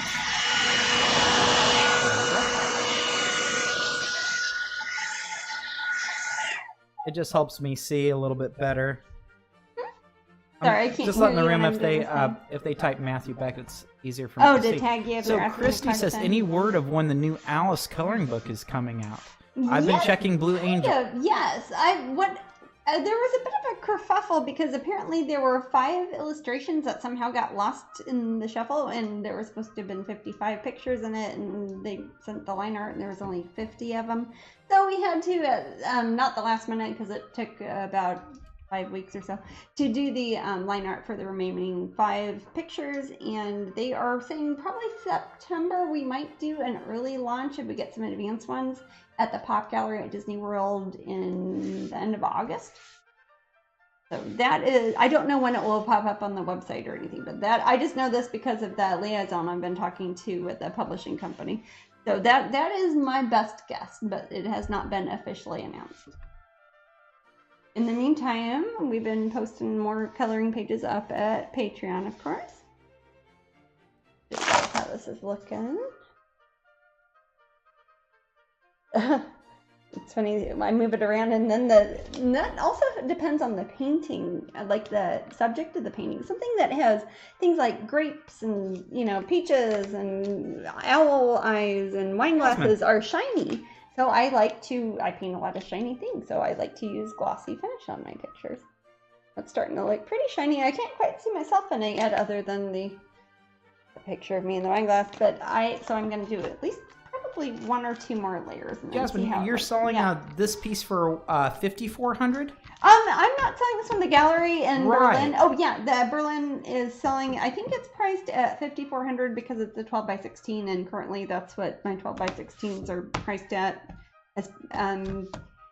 I don't. Do we don't know what their addresses? policy is yeah. on reserving I the have- paintings. Yeah, I have not ever We do done have a their- show at Urban yes, Nation Contemporary Art before, but Matt has an email Yes. address. If anybody's interested in, I don't know if they will reserve them, but you can say, hey, I'm interested in the Jasmine Becket-Griffith. I'm putting up the painting. email address. Okay.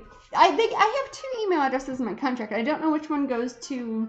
I'm it, sure it that- might be somebody who's just opening the boxes at the gallery. I don't know if it's somebody who emails back and says, hey, but the show is in May through June in Berlin, Germany. Originally, I was hoping to be there, but MegaCon has changed their schedule as always every year, so I'm going to be here instead. But my painting will be there, and we'll have prints of this after the show in Berlin, and we'll have prints and canvases.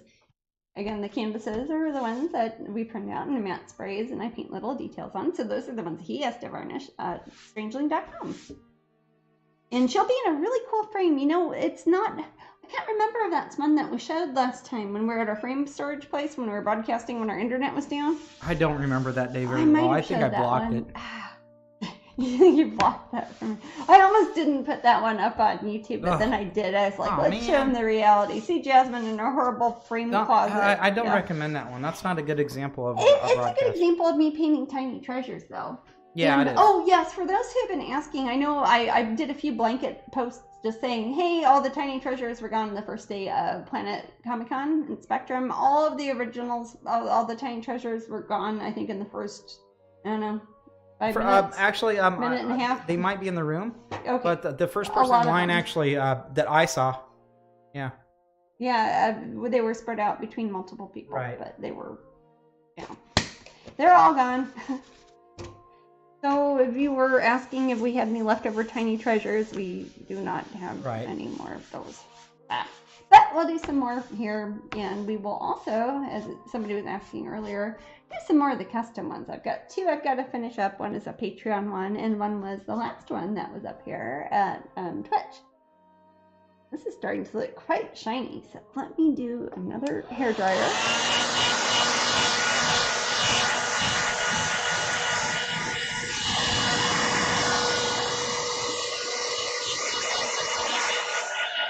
So I'm not sure how many layers Jasmine has done. It's been a lot though, and you can really see the difference. If you're watching this now, if you go back to the beginning of the video, you can see how matte it looked now versus how shiny it, or matte it looked then versus how shiny it looks now. What was that, babe? Was somebody asking? No, I'm just telling people, Oh, yeah, go back to yeah. the beginning of the video if you're here with us Yeah. now. That looks Yeah, gorgeous. because this is one I worked on. I love it. Before I left for Kansas City, so I didn't really have it on Twitch. Ooh, it's looking nice. So that's and how shiny. Jasmine turns a piece of masonite into Yeah. a work of art. You've basically shown nearly all your processes. Yeah, well, I will shortly because right after this, I'm going to show how I gesso a board, that you get at Home Depot, how you turn it into something you can paint on. And that will be the next thing I do, which does not take nearly as long. And then I will be working on the new pin design. So these are kind of things that people have been asking over the past several months. Hey, can you show us how you do this? Or how do you get to this point, etc. I think this only needs one more layer. I've got to turn on the hairdryer.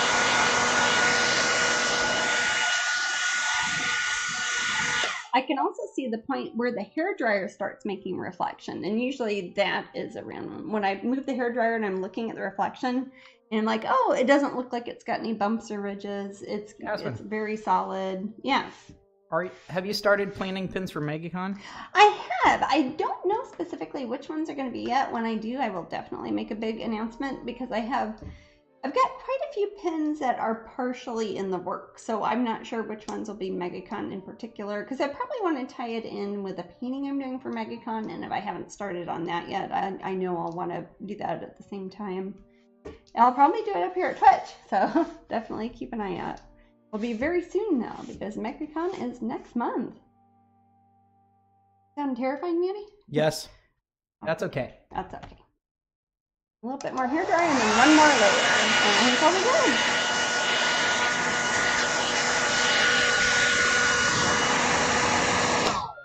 I can also tell when I'm touching this with my hands, I can do it with my eyes closed really. I can see which parts are a little bit thicker than other parts. I'm like, oh, white paint is a bit thicker. That is so Something cool, like really. titanium white. Oh yeah, absolutely. Something like titanium white is it has a lot more viscosity to it, so it's like if it was braille, I could kind of say, oh, there's a dot there right on that grape that must have been titanium Jasmine. white, etc. Yeah. Is the Tintagel pin done yet? Yes, yeah, that's what I should have printed out because the artwork is at the other house. She is done. I'll post that tomorrow at Can you make a post-it note or something for me, Maddie, to remind me to post on Patreon in the pin group, the Tintagel pin? Yep. Because yeah, she has. I'll send you an email. Turned out lovely. For those of you who didn't see me working on the painting, the pin is based off of. It is La Belle Dame Sans Merci, the lady who had the kind of Anglo-Saxon helmet next to her with the red hair and the skulls, and she had a bunch of pretty poppy flowers and bushes around her.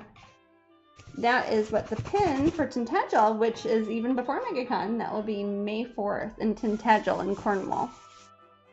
Let's see. Oh, also, I can tell by listening that it makes me sound crazy, but it starts to make a squeaky noise when I have the right level of varnish on here. That's funny, really. Yeah. You can probably See, hear it. I never Yeah. do these things. It's not like Well, I Jasmine. usually make you leave the room. This is not something I typically. This is like, you know, shaving your legs in front of somebody. It's not something you'd usually want to do. But since so many people have asked, this is what you're Jasmine, missing out on. It's not all very I want to interesting. do is shave my legs in front of people. So you're talking to the wrong There's person. probably a Facebook group for that.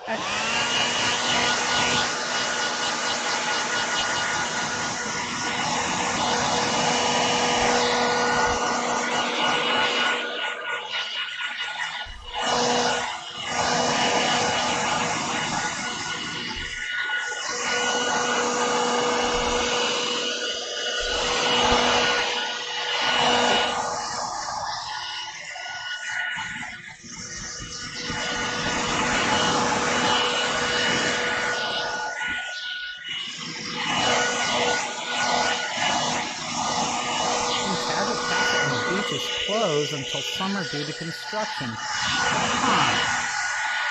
I want What's that, babe? Siren Moonbee says I spotted yesterday on the English Heritage site that access to Tintagel Castle and Beach is closed until summer Oh no! due to construction. Oh no! Well, Is it really? that shouldn't change the show at all. Oh no, it won't change the show is in the town hall kind of, which is very close to the castle, but I hope it's not blocked off. Well, it depends what they mean by summer too. England, I mean, it's already British that's summertime now. I mean, but oh shoot. Well, even if it is, there is a lot of really other cool stuff that is very close to there. It's right on the ocean, so that's always pretty nice. But the event itself is going to be in the King Arthur's Hall, which I guess is kind of like their town center area on the high street. So, yay! Gosh, the wind is howling out there, isn't it? Yeah. There we go. That's the shiny I'm looking for. You can probably see my face in it if I look at it. I don't know. Now if you can tell Jasmine how shiny it is. has handed me the painting sometimes after it's varnished, Yeah. and she's used a hairdryer on a bunch, and it's really warm. Yes. Is it warm right now? It's a little warm.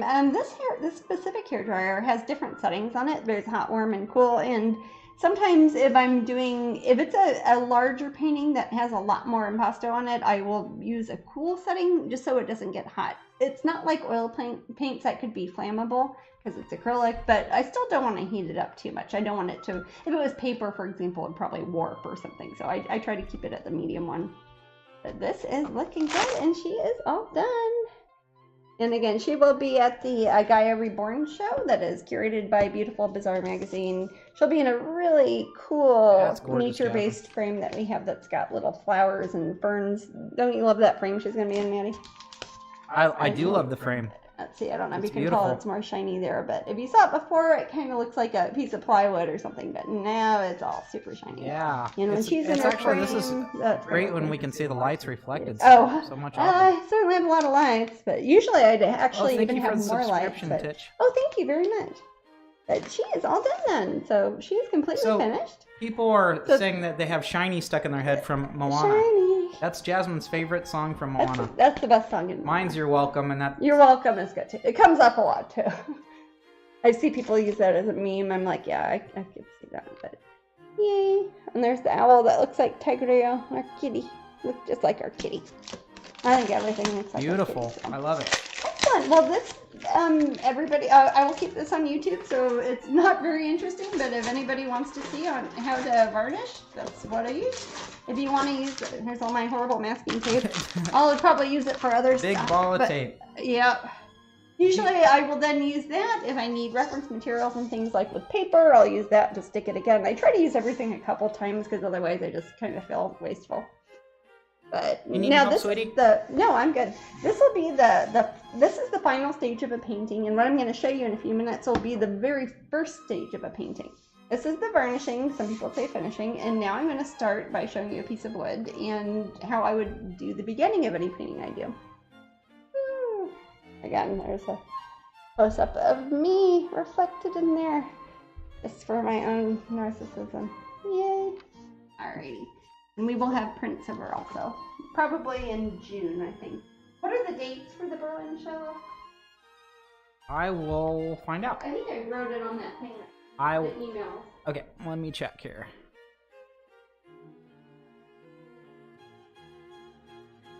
Let's see, where's the 12 by 15? It's right there, sweetie. Exhibition dates 11th of May through the 10th of July. Oh, okay. Opening reception is May 11th. May 11th. Well, that's good. Yes. We'll get that all shipped off.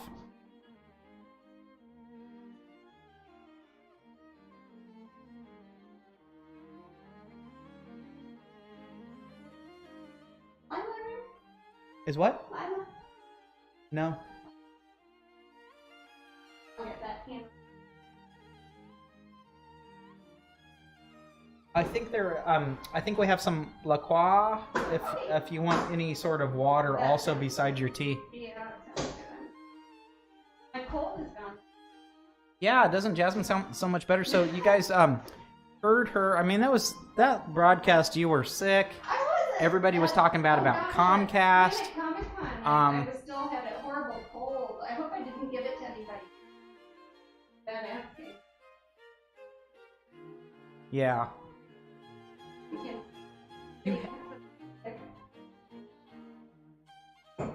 Okay, it says you have a limited edition alligator girl I can answer this question. You have a limited edition alligator girl canvas. Once Jasmine puts her hand embellishments on it, how does that get varnished? That It doesn't. paint is actually on top of the varnish. The varnish that I use to spray accepts acrylic paint. And it looks, I mean, and Jasmine's embellishments are almost seamless within it.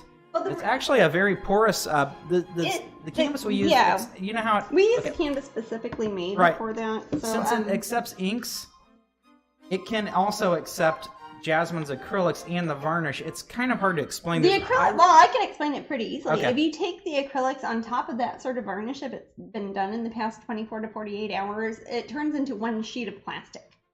If you think of it that way, basically the paint I put on top of it kind of melts in with the varnish and it turns into one big seamless thing. Yes. Which is different, which is why when I hand embellish things, it looks different than some artists who might do oils or more impasto, sort of thicker work. You see big bumpy things on top and they say, oh, it's hand embellished. And that's kind of like puffy paint sort of stuff you put off. And I worry about that falling off over time. So I like to use the same paints I do with my paintings, like these little guys here that I paint here at Twitch. I like to mix that in and put that on top of the varnish after Matt has done a layer of varnish. That's only on our canvas prints though. If it's a painting on wood, I like to put varnish on top of that because it's not going on top of any kind of plastic or any sort of absorbent chemicals. The canvases we get, specially made, we order these wholesale from a company that makes them kind of just for us, and the paints will accept, or the surface of the material will accept the paints the way it does the varnish. What kind of wood do you use?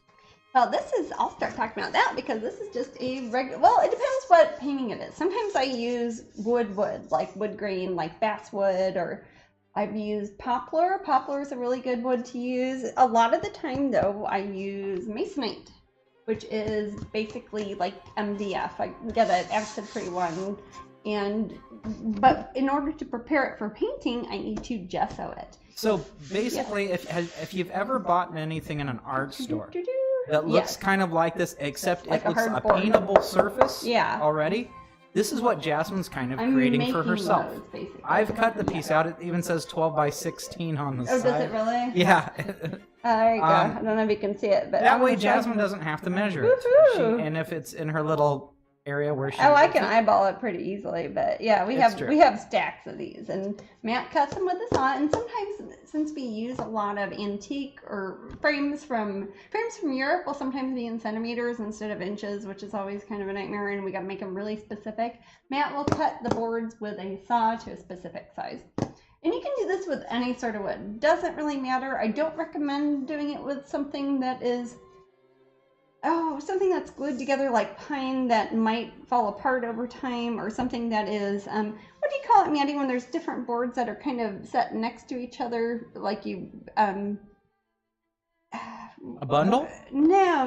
When you make one surface made with a bunch of types of wood that are stuck, or one type of wood that is multiple pieces. Yeah, laminate, you wouldn't want to do on that. You want to use something solid that is either an MDF or masonite or a single piece of wood.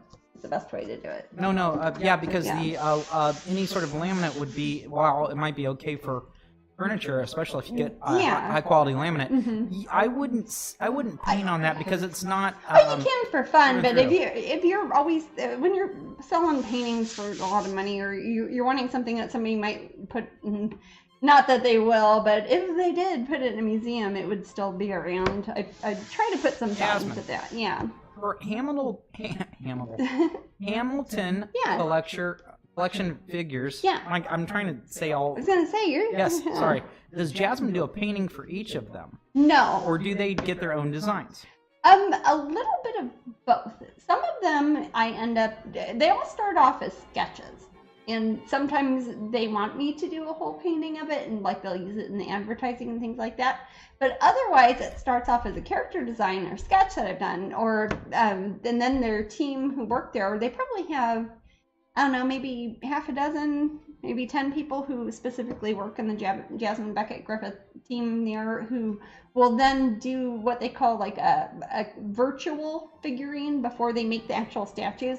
That's when they do the color roughs, and they do that on a computer, and I'm not very computer savvy, so they'll take my character, my sketches or whatever, and they will take the colors and make sure they match whatever sort of enamels that they would use at the factory, and they would make a virtual design. That's why they kind of don't look like a painting, but they kind of look like a statue when you see an advert for it on the website. Yeah. Kitten asks a good question. Oh, what's that? Do you ever sell your sketches? Not usually. Sometimes I. This is something I've always encouraged Jasmine to do more. I know. It's something I've been talking about doing more too. My leg gets amputated. Jasmine's buying me a nice leg. That's true. Yeah, it would probably be in. I often don't do a lot of sketching other than on the thing I'm painting. When I do, it's usually for something like Disney or Hamilton, where there's a company involved and there's a client and they actually own the sketches. And that's usually when I would do a sketch, is if Disney's like, hey, we need a Cruella de Vil sketch to approve before you can do the painting. Be like, okay, here's the sketch, and then Disney has it and I don't have it to sell. When it's something like the painting I just showed you, I sketched it, but I sketched it and then I painted on top of it. But we have been talking about, hey, Jasmine, why don't you do a sketch first on like a nice piece of paper, and then we could frame it and somebody could buy a sketch, and it'd be a cheap way to get the paint, an original piece of artwork, and then the painting would be separate. Maybe I could transfer it down like with a piece of carbon paper. I'll talk about that a little bit later too when we do the pin design, the third part of this episode. Jasmine. I'll talk about carbon paper. Yeah. But not usually. Sassy Wench says, I'm loving the new Fury with houses that they just released. Oh, is it already up on the website? See, sometimes they don't people even know tell me. Yeah. better than we do. Yeah, is that one of the Hawthorne Village ones, or is that Hamilton, or is it Bradford? I don't know. Because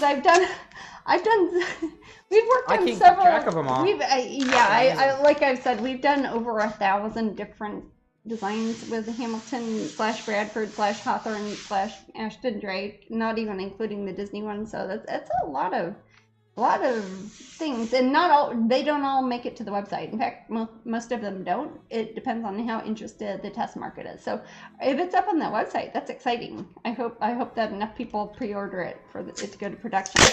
So basically, we start off with the character or the sketch that they have an idea that they want, and it's like they commission me to do something if they want me to do a sketch or a painting or whatever. And then their staff there, who are all really cool graphic design people, will do their version of what a sculpture or a little house or a doll, etc., will look like. And that they use that to put on the advertisements that you get in the mail.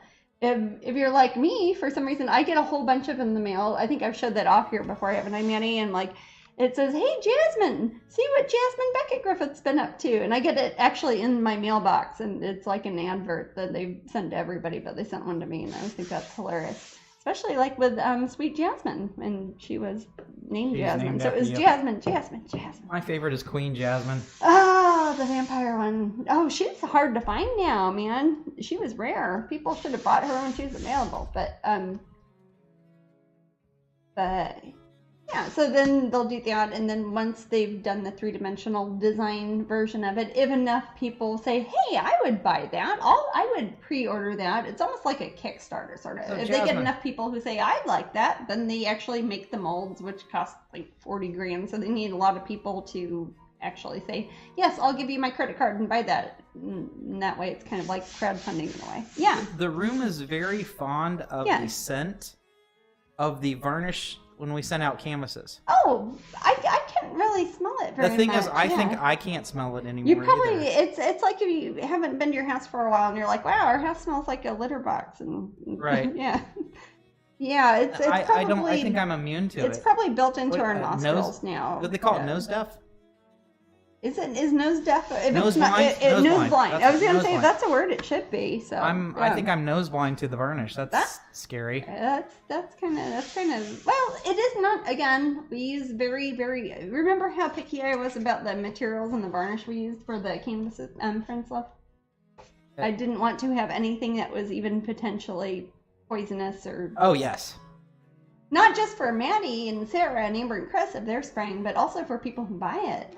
The most I wear is I wear a nice little breather thing. The respiratory thing. Yeah. But that's the most you could get from this would be like, I don't know, a little bit of, you don't want to smell it too much because it's in the air. Yeah. It's very safe. But no, exactly. It's like all the California codes. Want to breathe in orange juice. Yeah, California has very strict rules, and because we send so much there, we have to up our game. There was kind of a leader in the way of deciding what things are poisonous and what things aren't. So when it's like, oh, California's outlawed this, and we're like, okay, I want to make sure that everything I have is very safe.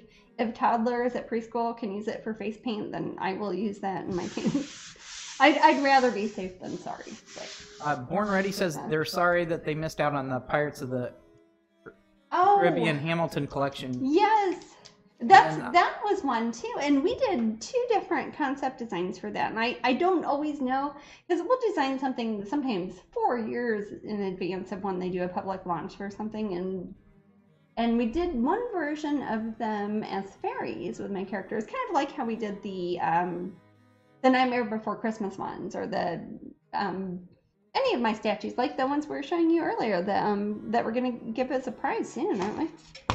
I'll show her real quick since we're talking about it. Yes. It will be a prize in 15 minutes. Yeah, 15 minutes. Yay, and she's an example of one of my Hamilton collection And statues. that And she's a knitted did cup. remarkably well. Yes, and when we did the design for these, so many people were like, yes, I want to pre-order this. Yes, I want this one. I want this one. And they put ads out and everybody clicked on it. And it's like, okay, then they're going to make that. Otherwise, it just exists as a sketch, as a design, which is fine. And sometimes I'll try it again later. Somebody was asking about the Vikings one the other day. And that was one we did years ago, before like the Viking show was popular, because they do a lot of the branding with different TV shows and stuff like that. And there weren't enough people, in 2011 or whenever we did it to be popular. And it's like, well, now the Viking show is really popular. Maybe people would like that then. So they'll take something off the shelf and kind of try to resubmit it and see if people like it more. And that's happened often, especially with things like Disney. Since I've been doing other Disney stuff, they will send the different concepts to Disney and they'll be like, oh yeah, Jasmine, Disney people like Jasmine, we'll do that one. So it's a complicated thing that I'm in a way a small part of, but it's kind of also I'm in charge of it, which sounds even more complicated. But I can tell you about putting gesso on boards. Again, I can talk about painting all day. Some of the other stuff I'm not all that involved in, or I am, but it's not interesting to talk about, or I can't talk about. So, but this is it's funny. This is Liquitex and this is Liquitex. It's not on purpose, but they're the same brand. And you can also order this if you look at my Amazon thingy, if you scroll down. Yeah, but, if you scroll down, guys, and but if you're interested, I'm more particular about varnish than I am gesso. The reason being, when you use varnish, that's after your painting is already done.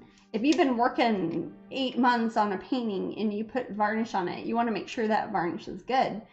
If I ruin this is like $2 worth of wood. Jasmine. If I ruin it, it's like, okay, I'll buy another one. Yeah. Is there a website or something called Varnish Nightmares? There's a hashtag, and I believe a somewhat secret Facebook group. But yes, varnishing nightmares. Just Google varnish nightmares, and those are things that have happened to people when they were varnishing. And if you were to see that, you would see why it's a brave thing to try to varnish, not pouring varnish on an oil painting, but actually going through with a rag and varnishing an acrylic painting is just nightmarish. Yeah. Have you ever painted Peter Pan? I think I haven't painted him, but I think we did some concept sketches at Hamilton when I was working on this was very, very, very long time ago for the Tinkerbell series I did, which are very hard to find now. I have one of each, but my cat's got 2 of them. The little Tinkerbells, I think it was called All Eyes on Me, and the idea was it's like Tinkerbell, but she's got big eyes, and it's a Jasmine thing, and they were super cute, and they weren't insanely popular. It was before I started doing more work for Disney, but it was officially licensed by Disney, so it was a really great opportunity. And I think we did one with Peter Pan, and I can't remember. It's like asking you, did you remember this kid from 3rd grade? Or it was a very long time ago, and I think I might have done. Oh, really? I remember that kid from 3rd grade, gosh. and he was not Peter Pan. Oh my gosh. Anyways, gesso I am less particular about. I will buy whatever gesso is cheap. I really don't care. It's kind of a combination of plaster of Paris mixed with white acrylic paint. The thing is that I do that I'll be showing you guys is I tint my gesso, which means by tinting I mean I add a color to it. That's why if you have a piece of wood, again, it doesn't matter what sort of wood you have, as long as it's not laminate or veneer or something like that, use some sort of wood or plywood, something like that. If you can get acid free, that's better. If you use something like multiple layers of gesso, that kind of builds up a layer in between whatever you're using. So if it has wood grain on it and you put enough gesso on it, you can kind of turn it into the surface as like a canvas or kind of like a solid masonite sheet. So it doesn't really matter, because if you ruin it, then you're out $1.50. You're not out, $25,000 or whatever the painting would be if you were to sell it. So that's why I'm not real picky, and why I really don't care at all. Yeah. The room wants me to show off a pink statue. Oh, yeah, we have some, don't we? Can I do the one where she winks and picks up her little leg? Yeah, sure. Cute. Okay, yeah. How many of these do we have? Like 8? I think we have 6 of them, but I think there might have been 8. Oh, So we shoot. don't have all of them? I don't know. Again, we're talking about 1,000 different sections. She does, and that's the problem we had with our kitties. That's what I mean by that. Yeah, that's what I mean about the kitties getting them, because the wings on her, hopefully she's not too dusty. This is one of the first projects I ever did for Disney. It was for Disney Fairies, little Tinkerbell. Yes, and she's winking. That's rare too. Oh, I don't want to upskirt her here. Oh, she's got pants on, but yes, and she's got a little sparkly wings. It's not like she's real. Well, I don't know. I'm just being thoughtful. That's probably life size. But though. first of all, Tinkerbell can obviously change sizes, can't she? But I don't know. sometimes she can fit through a keyhole. Sometimes she's like as big as a she's person. A little yeah, thing. yeah. Sometimes she's a little sparkle of light. She can't fit She's through a people 'cause fairy. her bottom wouldn't work. Yeah, can't talk about that on this channel. But anyways. Yes, that was I think was that the very first series I did that was Disney related, like licensed by Disney for Hamilton. Maybe it's around there. I forget because we did some that we brainstormed and they didn't make it to marketing or whatever. But anyways, we have Liquitex Basics acrylic gesso. The cool thing about acrylic gesso, you can use it for acrylic painting or oil painting. You can put oils on top of acrylics, but not the other way around. You don't want to put acrylics on top of oils because it might smudge around because it takes it 500 years to dry, roughly. So I'm going to take some of this, and it doesn't really matter how much because I can always put more later. I just kind of squirt out. And it looks like mustard or mayonnaise or something a bird left for you. And I'm going to mix that with some colors. Now, if I was just doing this for myself and I wasn't showing it on TV or telephone or whatever this is, usually I would just take one of my many, I don't know, man. Whatever, I just paint pictures. goes on. But I have a lot of tints I use for paintings. And I have made, I don't even know how many. These are all various recycled jars I've made and varying, I've got browns and purples and peaches and anything you can think of as a skin tone. Often I will use for the tinting I do on the gesso, because if it's something that has a big Jasmine character in this one, again, this might be like a big face on it, so that's going to be the bulk of the painting. If it was going to be something like a mermaid, I might put a lot of blue Jasmine. in it. Yeah. Ellen says she liked your version of Tink so much that she couldn't find her. She had to do it as a tattoo. Yes, I've seen it and it's lovely. And somebody in the pin group just posted they got a trade with the Tinkerbell and the Mermaids print from Disney. I haven't seen that forever. Wow. Yeah, I know, right? Yeah. Anyways, what's that? Oh, I was telling the room that Tinkerbell was my first crush, and that and I liked Wendy too, and you said it's because I like bossy girls. I bet you do. You also like Alice. She's bossy too. Yeah, I like Alice too. Yeah, those that's are all. what I mean. Yeah, I didn't go for the princesses. I went for except for Princess Tiger Lily. Oh well, yeah. What about Princess Jasmine? She's all right, but I was a grown up by then. Oh, that's true. I didn't think about that. Matt's a decent amount older than me, so that probably wouldn't have been appropriate. Let me think. What was Aladdin? 96? No, honey, I was little when that came out. Aladdin? I'm trying to think. That like 93? Probably. Okay, I don't know. 94? I should know this. I've painted Jasmine. I haven't painted Aladdin yet, though. But yeah, I've designed 1992. But 92. So okay. I was just graduating high school. Yeah, then. that might have been. Well, she's a grown up. She's getting married. Yeah, I You went out with me. I like cartoons, but I don't like cartoons. No. Like I know that there's some people that do, for that too. and that's fine for them. But Yes. I don't like cartoons. Anyways, I am taking, I've kind of put a bit of water in the gesso, and now it's starting to look like oatmeal or something like that. So I'm going to take a few neutral colors, which is basically how I make things like this. I take some browns and blues and purples and mix them all together. And people ask me a lot. They're like, where do you get those panels that already look that color? That's not complicated. You just take colors and you mix them with the gesso. So this one's almost empty. Payne's Gray isn't one on the list, is it, Mandy? I'm sorry, I was chatting. What did you say? Payne's Gray isn't on the list, right? Of the ones I'm running out list. of the shopping. My phone out because that's how I have my little thing. No, I think that was phthalo turquoise. I will tell and magenta. You are low on. No, I see another Payne's Gray. It is not on there. Okay, that's fine. I see 4 Payne's Gray. Okay. I should have looked first. Oh, Sorry. I think I bought some of those about a month and a half ago. Oh, okay. All right. Maybe. I don't remember now. Oh, okay. Anyways, it doesn't really matter what color it is. I'm just taking some different colors and putting them here on my palette. Yeah, Payne's Gray sounds like it's going to be gray, but really it's kind of a navy blue. And I'm mixing that with some Van Dyke Brown. Sometimes I'll mix it with, something like raw umber. That's a good one too. Something that's going to make it look very neutral. I don't know yet what this painting is going to be. And I might even, for example, if it is a nighttime painting, I might, after I gesso it, I might put a layer of purple on top because, hey, it's nighttime. Things sometimes look sort of purple. So I'm going to take the gesso and get a bit more water. All of this is acrylic based, so you can mix it with water.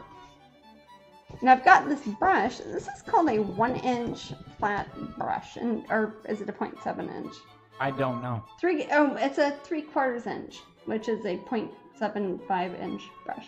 Sorry, not to math at people, but anyways, I'm taking the blue, the brown, and the gesso, and I'm just kind of turning it into a sludgy mess here. I'm going to put a bit more water because it looks kind of chunky. The reason I'm doing this is first to create a barrier between the painting and the piece of wood. Sometimes if it's not a very good piece of wood, you got it at Home Depot, maybe somebody stepped on it and you don't know what's on there. So I like to make a wonderful buffer zone in case somebody wants to sell it to a museum 1400 years from now or something. 1400 years from now. Yeah. So I'm mixing this up, and gesso is kind of like plaster of Paris mixed with acrylic paint. Usually white paint. So I like to make it darker, so if I'm painting light paints, they'll show up lighter, and dark paints will show up darker. Yeah. Sassy says the Fairy with House is set to ship out May 20th to June 4th. Oh gosh, I didn't know it was that soon. Well, I'm happy that was popular. We tried that, I think, in 2006 the first time, and people weren't very interested. But I have more fans now, so maybe that helps. But these are also, it's gotten more popular to put little fairy gardens have gotten more popular. We tried that a long time ago with Hamilton. We're like, hey, you got this, you put it in your yard, you can put little tiny plants around it, and you put a tiny little mushroom and make kind of a little, like a diorama or something that you'd put in your yard or your window box or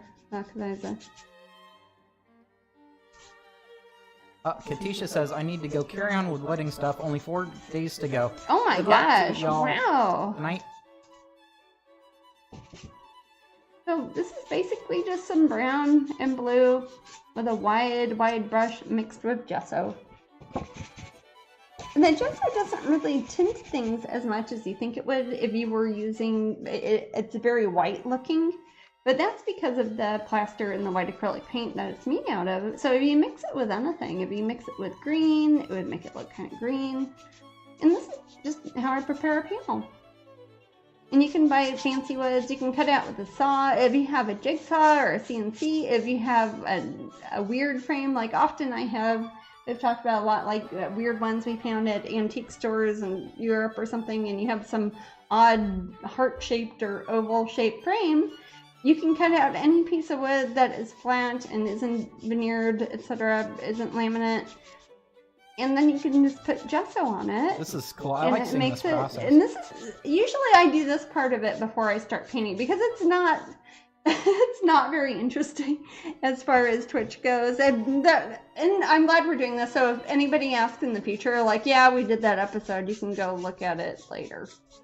And we'll keep these up at YouTube if Jasmine, anybody wants to look at it.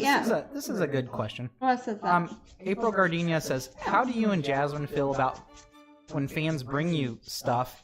Is it awkward or accepting? Oh, it's usually very accepting. I've had some people bring me odd things, but for the most part, it's very nice. Right, the only thing is we don't want people to feel obligated. Right. That's one thing I will say is in public or on Facebook or on Twitch right now. Yeah. We'll do that. If you mention something, it makes me cautious Yeah. of what I say that I like. That's why I was. Like if I said what my favorite. Don't send me a PlayStation VR. There are some people that might do that. And I don't want people to think, oh, Matt and Jasmine want a PlayStation VR. We're going to send one to them. I don't want people to. There's somebody that I'm a little bit closer to that recently sent me a gift, and they're probably in the room, and they know who they are. And he was very much in need of that. And I was in very much need of that. So sometimes it's like, wow, they care about somebody me. brought me some pistachios, and I am halfway through that bag. Yes. So, yes. So, Stuff like that, yeah. Right. That is like. So it really. That's very thoughtful. If it's really expensive, I feel bad. Yeah. And I actually, a lot of like my jewelry and stuff comes from people who just brought me things that they thought I would like, and I think that's really sweet. Sometimes when there is a line of people, or if it's at a store or something, they sometimes have weird rules. So I might be like, "Can I open this later?" And that's not because I'm not being welcoming. It's because the people who are working there are like, "What are they bringing into our store?" sort of thing. But that's more of a just shoplifting thing than it is anything else, and just workers being there. But all right, we got a winner. oh. And which one's this for? Gin and Near. This is for the. This is for Sweet Jasmine tea. Yes. Okay. Gin and Near. And I'm drinking jasmine tea here, my herbal tea. Congratulations, you have won her, and I will autograph her. I'll try to sign my name here at the bottom. And she is lovely, and we just got her. And she's a very good example of one that started off as a sketch, turned into a 3-dimensional design from the company, and sold really well. People really like this one. That makes me very happy because, first of all, well, not just because her name's Jasmine, but also because I like Dia de Muertos things. We have a lot of family from Mexico, and I love tea. I love anything having to do with tea. So that's a very good series for me to be involved with.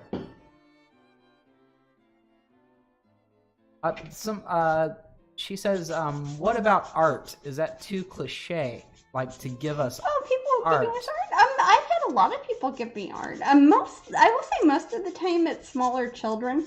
The only thing that I can't really do for various financial and legal reasons is I don't do art trades. People say, hey, if I paint a painting, can I trade you one of your paintings? And I can't really, I used to sometimes do that, and I can't really do that anymore because when I do a painting, it's kind of meant for a specific show or a gallery or a client or a sculpture or something like that.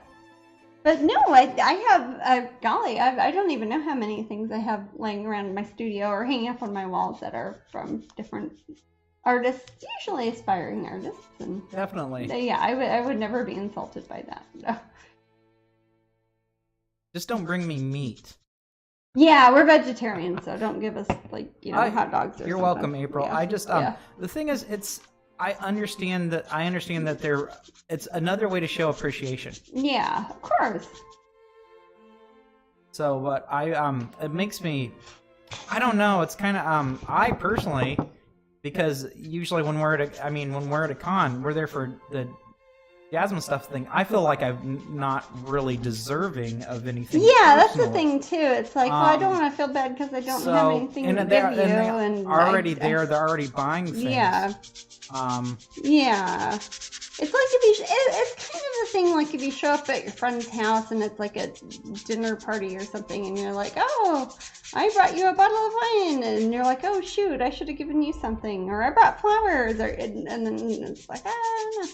But please don't feel like you need to do anything like that because we're just happy that you came out. You people being there, right. Like actually showing up, that helps me so much. And that you guys are literally giving us money to help us, like to help Jasmine continue. Or even if not that, it's some something like, hey, you're showing up at Disney World, and then Disney World sees a big line and they're like, wow, that helps my career. I mean, the Disney people say, oh, wow, look at all the people who showed up. So that's pretty great. Oh, That's the best gift you can give me is just that to Nintendo show guy up. said you said no to mead. Oh. Confusing meat with Oh, wow. No, No. And wait, how many times have we been gifted mead before? Like many times. homemade mead in like handmade bottles and stuff. Now, I will say Yeah. that if I don't know you very well, I would be wary to eat an unwrapped item from someone. Yeah, that's true. Because you never know if somebody drops off something and it's not like wrapped up, and it's like, here's a weird cookie I found. I'm like, I don't know if I want to eat that. You know, just make sure you're not a Ted Bundy or something. You know, that was not Slipping us his slipping us a Ted Bundy Mickey. Yes. Born Ready asks, Jasmine, do you gesso canvases as well? I know you don't work. I canvas do very often. when I do work on canvas, I prefer getting the ones that are not gessoed yet. You can buy them that are gessoed already, and in some ways that's probably easier and cheaper. But the reason I would gesso them myself is because I want it to feel like I'm working on the media I usually work on. So for the most part, if you see painting, again, some people will say, oh, I have this painting of yours from 1996 and it was on gessoed canvas. And yeah, probably, what was I, like 15? You know, it's not going to be something that's always hard and true. I might change my mind. And I'll paint on other stuff too. For a while, I was painting on those little circles that have bark on the outside, you know? Remember those, Mandy? Fairy woods? Those are great. So it's not a hard and fast rule. This is just for the people who are saying, hey, how do you get a piece of wood and make it so you can paint on it? This is what you do. It's not very interesting, but... The only danger with the painting on the wood that had the bark on it is I remember that some of those, especially if you're purchasing them from a store, an art store sometimes has them. Like at Michael's. Test out the bark. This Yes, make sure it's not because some of the falling bark's off. loose, and if one of that chunk of bark comes off, it doesn't look like it has a little frame on Or we it. had one that had moss on it. Remember that? I thought that was kind of cool. That was kind of cool, but again, not to be commercial Right. about it, but 500 years from now, will that moss still be on there? Or is there going to be a bunch of moss in somebody's cupboard if they're keeping it as an investment or whatever? But now you can probably see why I was working on this. Some parts of this are lighter, some parts of it are darker, because I haven't blended it together. If I was doing this just on my own, I make a lot of blends myself. One here is very common. I think this is the one I'll be using on my painting I'll be starting on in a few minutes. So it's an approximate to the Pantone color warm gray number 1, I think. But I am very nerdy about things, and I like to look at the Pantone color range and blend my own paints and put them in old baby food jars and stuff like that. So. But this is just taking 2 colors, mixing it with gesso, and it certainly works well enough in a pinch. Yeah, this is probably very boring to watch, but normally I could show you guys if you want, but it would be more of the same. I would do maybe 3 layers of this. You think it's too boring to do that, Mandy? No, go for it. We're chatting. Really? Okay. Yeah. Okay. Aaron says it's 27 days until he comes and sees us at On Tintagel. to Tantals. Yay! Oh, Layla's heading out. Bye, Layla. Oh, bye, Layla. We'll see you in 27 days. Actually, we'll see. I haven't posted my next broadcast time. It'll be next Sunday, probably. Yeah. You want to do it Sunday? Probably. Okay. We don't have an event next weekend, do we? No. I know we're trying to do more broadcasts in April, but I have to finish If this week's crazy for you, so next Sunday's it's fine. honestly Disney stuff, but That opens up my week. I know we have to keeping me take the busy. the nasties to the vet on. Oh, we in the do middle have of to the week, take. too. We take all of our cats to the vet on At the the same same day time. because it's just easier that way. They can glare at us the whole time and no judgment. And by glare at us, I mean the vets. Our cats are horrible. They're each horrible for their own individual reasons at the vet. Since I still have some of the gesso off to the side, I'm going to, and the color is pretty much gone, I'm putting some more color again. I was using Van Dyke Brown. I want to make sure. I kind of hold this up as a shield so I don't get it on the panel when I'm working on it. And then, what was the other one? Payne's Gray. If you hear any squeaky noise, it's from my chair. This chair is on its last wheels. Jasmine, what was besides like art? Yeah. What do you think that your best subject was in high school, college? So let's say high school because you actually didn't get to choose the classes really. Well, to a degree you did. I kind of went to high school. What classes were you did you excel at? Not necessarily did you like. Well, that's not to brag, but I got an A in every grade in every class I ever went to. So I guess all of them. But I would say I used to compete on the I was a mathlete, if you know what that is, where you go and compete against other states and other schools for mathematics, and I liked doing that. I was part of the Science Olympiad. I got the Madame Curie Award for female scientists, so I was really into science for a while. I actually started off in physics and mathematics in college and ended up painting because I was making a living painting, and I like painting more than I like math. I was good at spelling and language art sort of things. I was, of course, as you can probably Google, I was in the National Spelling Bee lady. And what year was cool. that? Oh, Jesus. I was state in 1993, and then national 94, or was it 92 and then 93? I forget. I would have been like 12 and 13, I think. I forget. I didn't really go to school a lot then because I was very ill for a few years and didn't go to school a lot. But then I didn't go to school a lot in high school or college. But I was valedictorian. I couldn't give a speech though because I was expelled. But I won't get into that. Wow, who's asking this? Is it somebody I was asking. Oh, why are you asking me that? You knew me then. I told Kieran that his mind is very mathematical. And he was talking about GCSE sort of situation. Well, okay, that's probably a good answer then. No, yeah, I was part of I was in the Math Olympics, and I was a mathlete, so I was very into math. I took, let me think, I took Calculus 1 and 2 when I was still in high school. I just paid out for my Dairy Queen money and paid for the college classes. At the time, I thought that was important for my career, but then my career ended up being painting. Maybe it is important. But yeah, sometimes people think that, and it's probably accurate, if you are good at math, maybe you're good at business stuff too. I don't really apply it necessarily that often. But sometimes not. Yeah, it depends. I think in some ways the more abstract ideas of mathematics might be more useful for business than trying to apply a formula to everything. Well, when I was younger, looking up to people, when they were intelligent, I thought that meant that they were a shoo-in to make a lot of money. Yeah. Then when I got older, especially when I moved moved away from my town, which was pretty poor, and I saw how other people. I realized that people that weren't as brainy in many ways as the people that I knew younger they'd make a ton of money because they knew how to. It's not necessarily about intelligence. It's about business know-how. Just being personal. Some of it just being kind of sleazy, and you're like use car salesman. They just know how to play the game. And that's one thing I'm not especially good at is knowing about how to talk to people, which you think I would be by now, but I'm not really. I'm sure Matt would attest to. No, I think you're good. I think you're good at talking to people. I think that sometimes it's I think sometimes that is conversation. No, sometimes it's draining. Oh well, I just mean it doesn't necessarily come natural.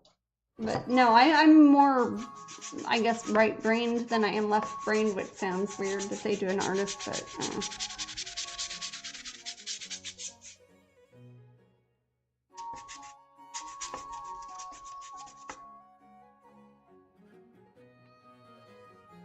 Yeah.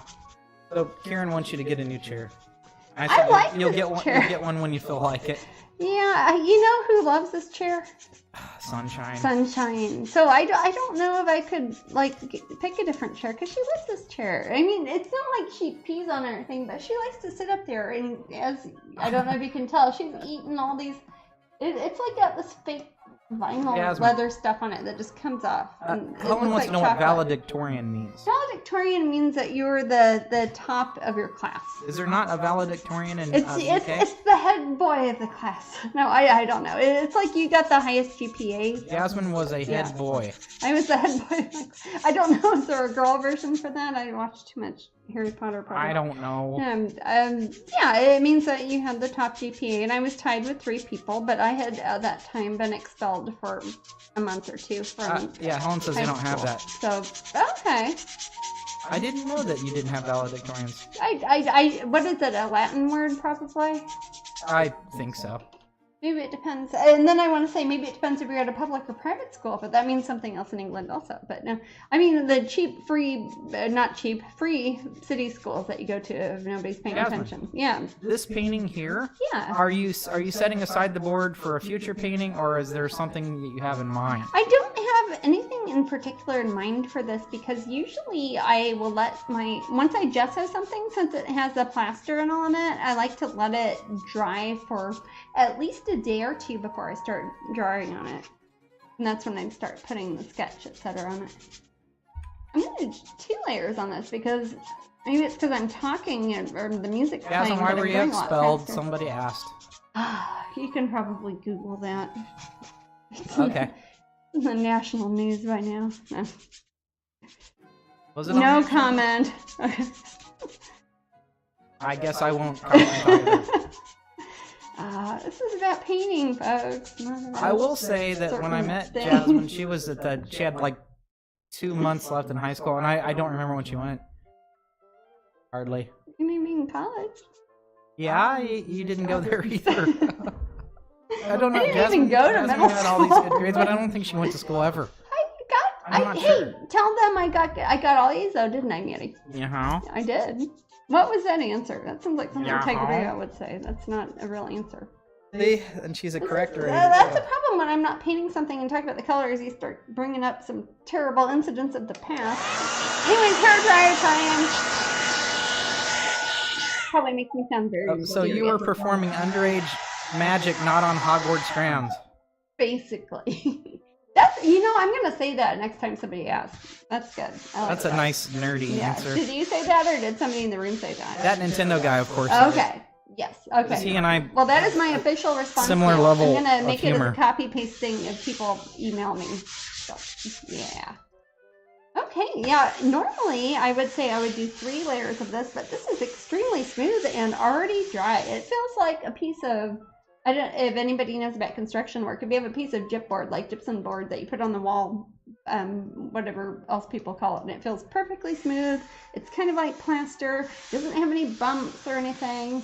If there was, for example, let's say Matt or Sunshine came in and interrupted me and there was a weird lump in the middle, that wouldn't be the end of the world, and I wouldn't throw out a piece of wood. I don't care how cheap it is or how valuable my time is. I would still try to use it. What I would do is I have some very fine-grained, do I have it here? Oh, no, I've got it on the other, it's at my other studio, but I've got some very fine-grained sandpaper. So if there was a lump in there, I would take that and just kind of sand over it until it was flat.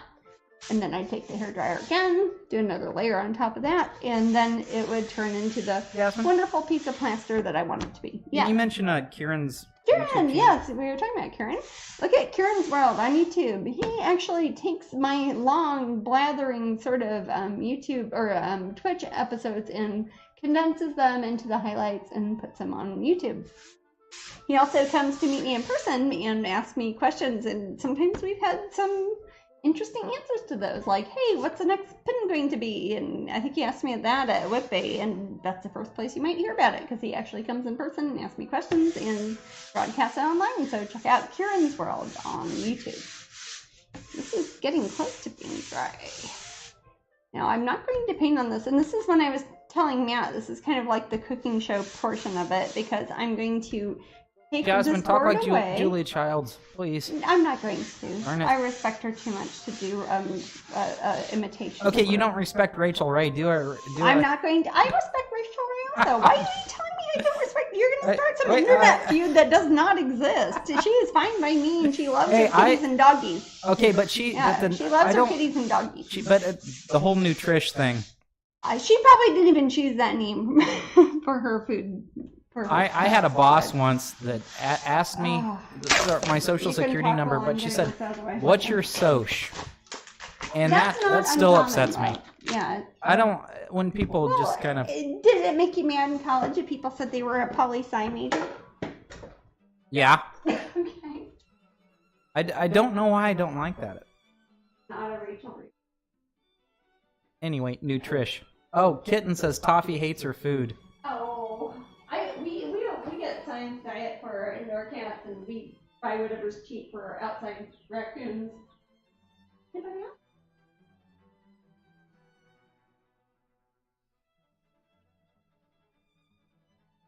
Oh, I hear a birdie. Cardinal. Yep, that's a cardinal I hear. I don't know. Can you guys hear the cardinal? You ever do any events in Spain? Not yet. I'd like to. I mean, I don't know if they'd be art events, but something. It's running around in the streets. No bulls involved. I would not do that. Running down the street, but No, just running. Running in the bulls without the bull. Wearing a strange jacket. Perhaps a plaid hat. I don't know. And yeah. But not a shoes that have little flowers on them, like the Munchkins from Wizard of Oz. I might do that. Are you talking about Spain specifically? Yeah, still Spain. Yeah, no. Oh gosh, my French wardrobe is very different from my Spanish wardrobe. Oh, apparently. Oh my gosh, Jasmine. I've not been to Spain with you, so those are the things I would do in Spain, and I would speak my very poor Spanish. And which is sad because everybody else in your I would see how long it would take Spanish me before I got the stuffings knocked out of me. So what are you doing now, Jasmine? Okay, so pretend I just gessoed this board. It's the same thing but slightly more brown. I'm going to be doing a pin design. And this is very unrelated to things I've already done, except I've already gessoed this board. So basically I went through the process I just showed you, but made it slightly warmer in color because I'm trying to match it to a specific tone, and I'll talk about that in just a minute. But it's the same piece of board. You can probably see this on paintings. I don't know if you have an original painting from us. You can see on the side. This one says 8 by 10. I don't know if it shows up on your TV, but it says 8 by 10 because it's an 8 by 10. And that is where I start with pin designs. When I do a pin, I usually like to make it 8 by 10. Eventually, I end up auctioning off the painting I do for the pins because I am very old-timey and I like to actually paint things instead of doing them in Photoshop. And I know that the factory is going to take my painting and scan it in and make it a pin anyway, so that's that. But I'm going to put some tape on the back. This is not an essential part of the process, but we're going to do the May pin of the month, which is going to be kind of interesting because I don't think I've done this for a pin of the month before, have I, Matt? I've only done this for like for show events, this certain thing. No, you did it for Voodoo and Violet, didn't you do it on? No, I mean as far as variants go. Oh, variants! Mm-hmm. I apologize. I don't think so. Interesting. And the reason I am doing a variant as the May pin of the month is because I'm doing a variant of the very first pin I ever made. Which makes it sound like I did this when I was 7 or something, but it's really, what was it, 2 years ago? It seems like ages ago, doesn't it, love? Yes. My goodness. Wow. Oh, before I do that, I need to show off my Cruella shirt. I'm not wearing it now, but I wanted to show it to you guys, and I didn't want to forget, because I actually brought this to my frame storage place we were broadcasting from last time, and I forgot about it, and I felt dumb for carrying this t-shirt around. But anyways, Disney has my Cruella de Vil on t-shirts now at Disney World and Disneyland. I bought 2 of them that are my size, and you can't have them. I would give them away as a prize, but what if somebody won that wasn't the same size or didn't like that sort of shirt or was a boy or didn't want to? Not that that would stop anybody. Well, I've seen Steven Tyler wearing my this tightrope count girl. Yeah, what's that? Rainbow Dragon and Rainbow Dragon Portrait, or like the Dragonling. You know. Does that count? That almost counts. Okay. The only thing about that is it started off as a... Oh, that's weird because Dragon Con was in September, but it started off in August, right? And then the September print of the month was the Rainbow Dragon portrait. Right. And then the Dragon part. That's very close. That's the closest. And I somebody think asked I've done about to December that. 14th. Yes. Will there be a pin? Oh yeah, Pop Gallery, definitely. Yeah, definitely. Will it be a Santa pin? Nope, probably not. Unless it's Santa Frog. I Santa thought about Frog. making Santa Frog, our number one character seller. of mine who's never hardly sold a print ever. I don't. I love Yeah, Santa but Frog. it's sad They because really I love them so terrible, much. Terrible presents. Anyways, Cruella de Vil t-shirts. They are at Disney now. They're actually like tunics. I wore one with tights instead of pants, and nobody noticed. So that's cool.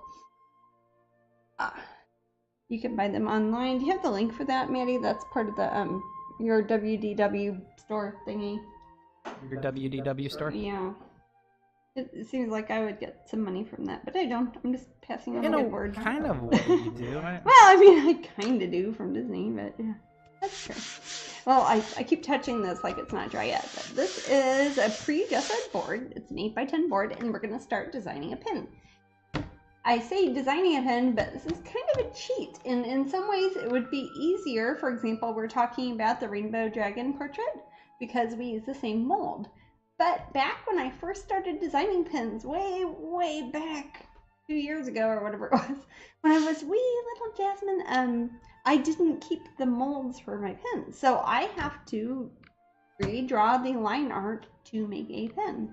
But luckily, I have a printout of the line art I did for the first pin ever, and it is Biohazard. And we are going to make Biohazard, but I'm actually excited about this one. I pretend like I didn't know what it was, but I know these things. I'm much better at painting things. This kind of looks kind of scrabbly now, but this was my original line art. It's printed on a piece of paper instead of the actual piece of wood. Oh, but we're not going to, it's not going to be regular Biohazard. Jasmine, it's also one of the rooms. It's one of our little. Well, it's the first pin I did. Maybe it would be kind of cool to get that one. But I'm going to make her red. It's a little sticker for the room. It's an emoji. We're all doing it right now. That. Yes, you're right. If I was better at marketing than I am, I would have remembered that. I would have made a red. I should have made a red one. No, what I'm going to do is I'm going to make her red because some of you might remember that I did a painting version. It was a mini painting. I think it was for Dragon Con or Maggie Con? I forget. It was a mini painting I did of my original Biohazard painting, and I did a red version. So what I'm going to do is take my original, not very good colored in artwork, the first pin I ever did. I'm going to take the line art from that. I'm going to trace it down. This will be like the only time you will see me using carbon paper because I hate carbon paper. It makes everything smudgy. I don't like using it on original paintings. Or they say you can use an eraser, but it just makes it more smudgy. But I'm going to, since I don't have the original mold, I want it to look as close as possible, make it the same size, but make it a different color. So if people have the original one, they can put them both next to each other. This is only because people have asked me to make variants. Originally, I thought, well, isn't it kind of a cop out? People are asking, is this the Patreon pin of the month? No, it will. Well, it will be. If you're a Patreon pin collector, you will get this one. Right, it's the pin of the month. It will be the pin of the month for next month. So if you're a Patreon pin collector, you will get this automatically. And we should have it on strangeling.com too, I think. So now I'm trying to look at my old, horrible artwork. And see if it fits on an 8x10 sheet. So I'm taking a piece of paper and kind of folding it on top of a piece of wood now. And since eventually, like 8 years from now or something, I might end up selling the actual painting, on eBay. After she's long since sold out and she's a rare one on eBay going for like $800, I'll sell the artwork for it. Yeah. People are saying, how about a pink or yellow I can do that. Is there a color people would prefer? I was just going to be red for the heck of it, but do people have a preference? I can make her any color now. I'm just going to trace the line art. I thought red was good. Well, now someone's saying purple. I don't know if you want to go down that rabbit hole. Well, I don't know. I wish I knew how to vote. I was just going to say red because I did a painting once that was her that was red. Is there a way to make a vote? No, I think they're just one. Okay. I think there's a lot of people saying red and purple. Well, you know what I'm going to do? I have to do the line art first because we have to make the mold again. I say, that Nintendo guy suggests glow in the dark, but we've got currently a glow in the dark one that comes with. Well, Well, the first Patreon. one, the thing is, the first one, the color that's on her is almost glow in the dark. So I wouldn't want to make it in red so you can glow in the dark? I don't know. I don't even know that. I don't, again, I act like I know about enamel, but I mostly know about acrylic. So I don't know if you can make red glow in the dark. That'd be lovely if you could. People are saying red, pink, purple, rainbow.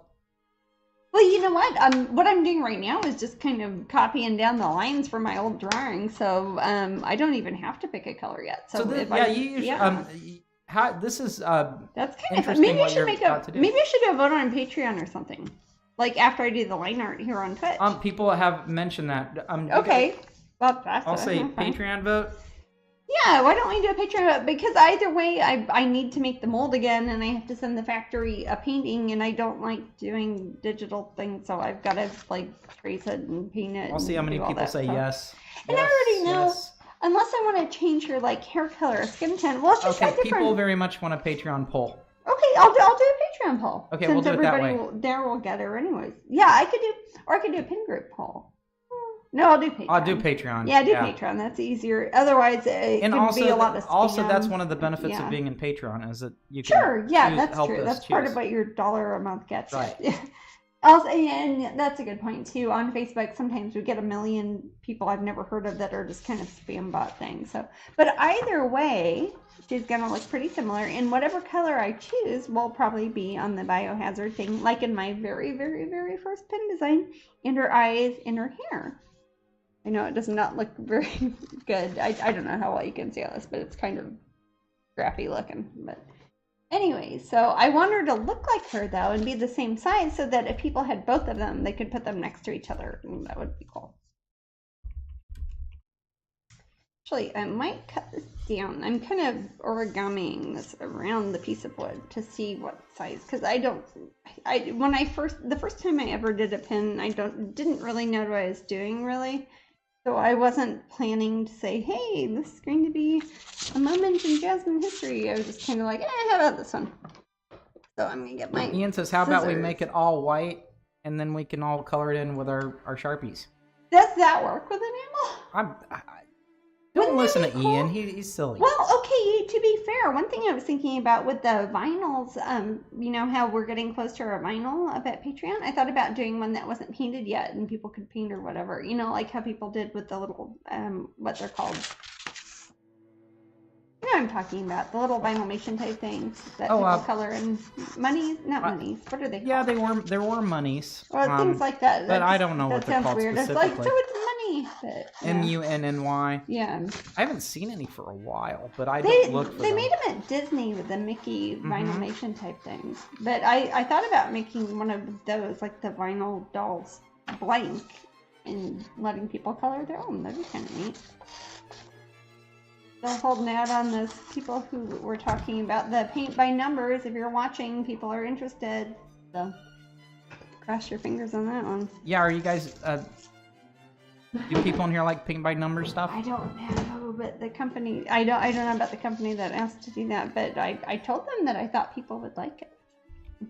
Again, I'm not very all the way forward when it comes to marketing sometimes. So I'm cutting this out, and again, for those who've just joined us, this is a drawing I did, pen and ink, and I've enlarged it. Of the first pin I ever did, and I'll show you what the pin looks like because I have one, and this one is mine, so I'm not giving this one away. Some of my pins I don't even have one of, so this is mine. I'm keeping her because she's my first pin I ever made. And this is how she looks, and she turned out lovely. And this is how the line art looks, and since I didn't know I any love that better, pin so much. yes, I was saying and how that was much the I first did. time I did. It's not a very complicated pen. Kind of based off my Biohazard Faces of Fairy 143 and kind of based off of Scavengers painting I did. But I have the line art I did to make the original mold. So theoretically, if I trace this down, like if I take a piece of carbon paper and trace on top of it and make it look like this one and choose a different color instead of having like that blue-green color. Again, if I made it the glow-in-the-dark, that's usually glow-in-the-dark, I think it might look too much like the first one. I'm not sure if that will be... Yeah. What's Clinton's asking, will that be next, paint by numbers? Oh, I don't know. I'm not That's sure up what to whatever factory wants to make it. Right, Yeah, and Jasmine and I yeah. have so many things I that... just do paintings. If people Right. want to make things that aren't paintings, things like t-shirts or dolls or stuff like that, it's up to whoever wants to make Right. that. The only thing I make is paintings, so I never know. Where's my masking tape? The diamond paintings are the same as the charts that they sell them up at Oh, they just started doing ones Yeah. that are diamond specific, I think this past month. I think I have the link. Heaven Earth Designs, yeah. They just started doing ones that are for diamonds, which are cool. At Heaven Earth Designs. And that's kind of like a paint by number, but you do it with diamonds, and not actual diamonds, but like rhinestone sort of. It's kind of like perler beads almost, but... So I'm taking 2 pieces of masking tape, and this is very low tech here, and I'm sticking this onto my big horrible easel. So I've got this flippy floppy piece of paper that is a scan of my drawing I did however many years ago to Mickey Pin from. And ignore the part that says copyright. Well, don't ignore my copyright, but it says Jasmine Becket-Griffith. I'm not gonna like write over that. I'm just trying to make a painting, and if folks want to do it as a Patreon, is that what the general? I can't see the TV from here, so is that the general consensus? What's that then? Make a vote for what color? Ridiculously so. Okay, yeah, all right. I'm up with that. As long as it's not too similar to the first one, because I think if somebody's like, make it green, that might be too similar to the first one. I don't want to have pins that people can't, especially that one. That one goes for like, I don't really pop in at the pin group a whole lot, but when I do, I see people selling some of my early pins for like hundreds, if not thousands of dollars. So I don't want to make something that's so close that it could be confusing. But I want to make something that people see and they like it and they like the artwork. And hey, if you get it next month, maybe 2 years from now, it will be worth thousands of dollars. And that's my QVC moment of the day. But I bought the stuff, and I'll show you what I've used it for before, if you can tell. Let's see, can you even see that?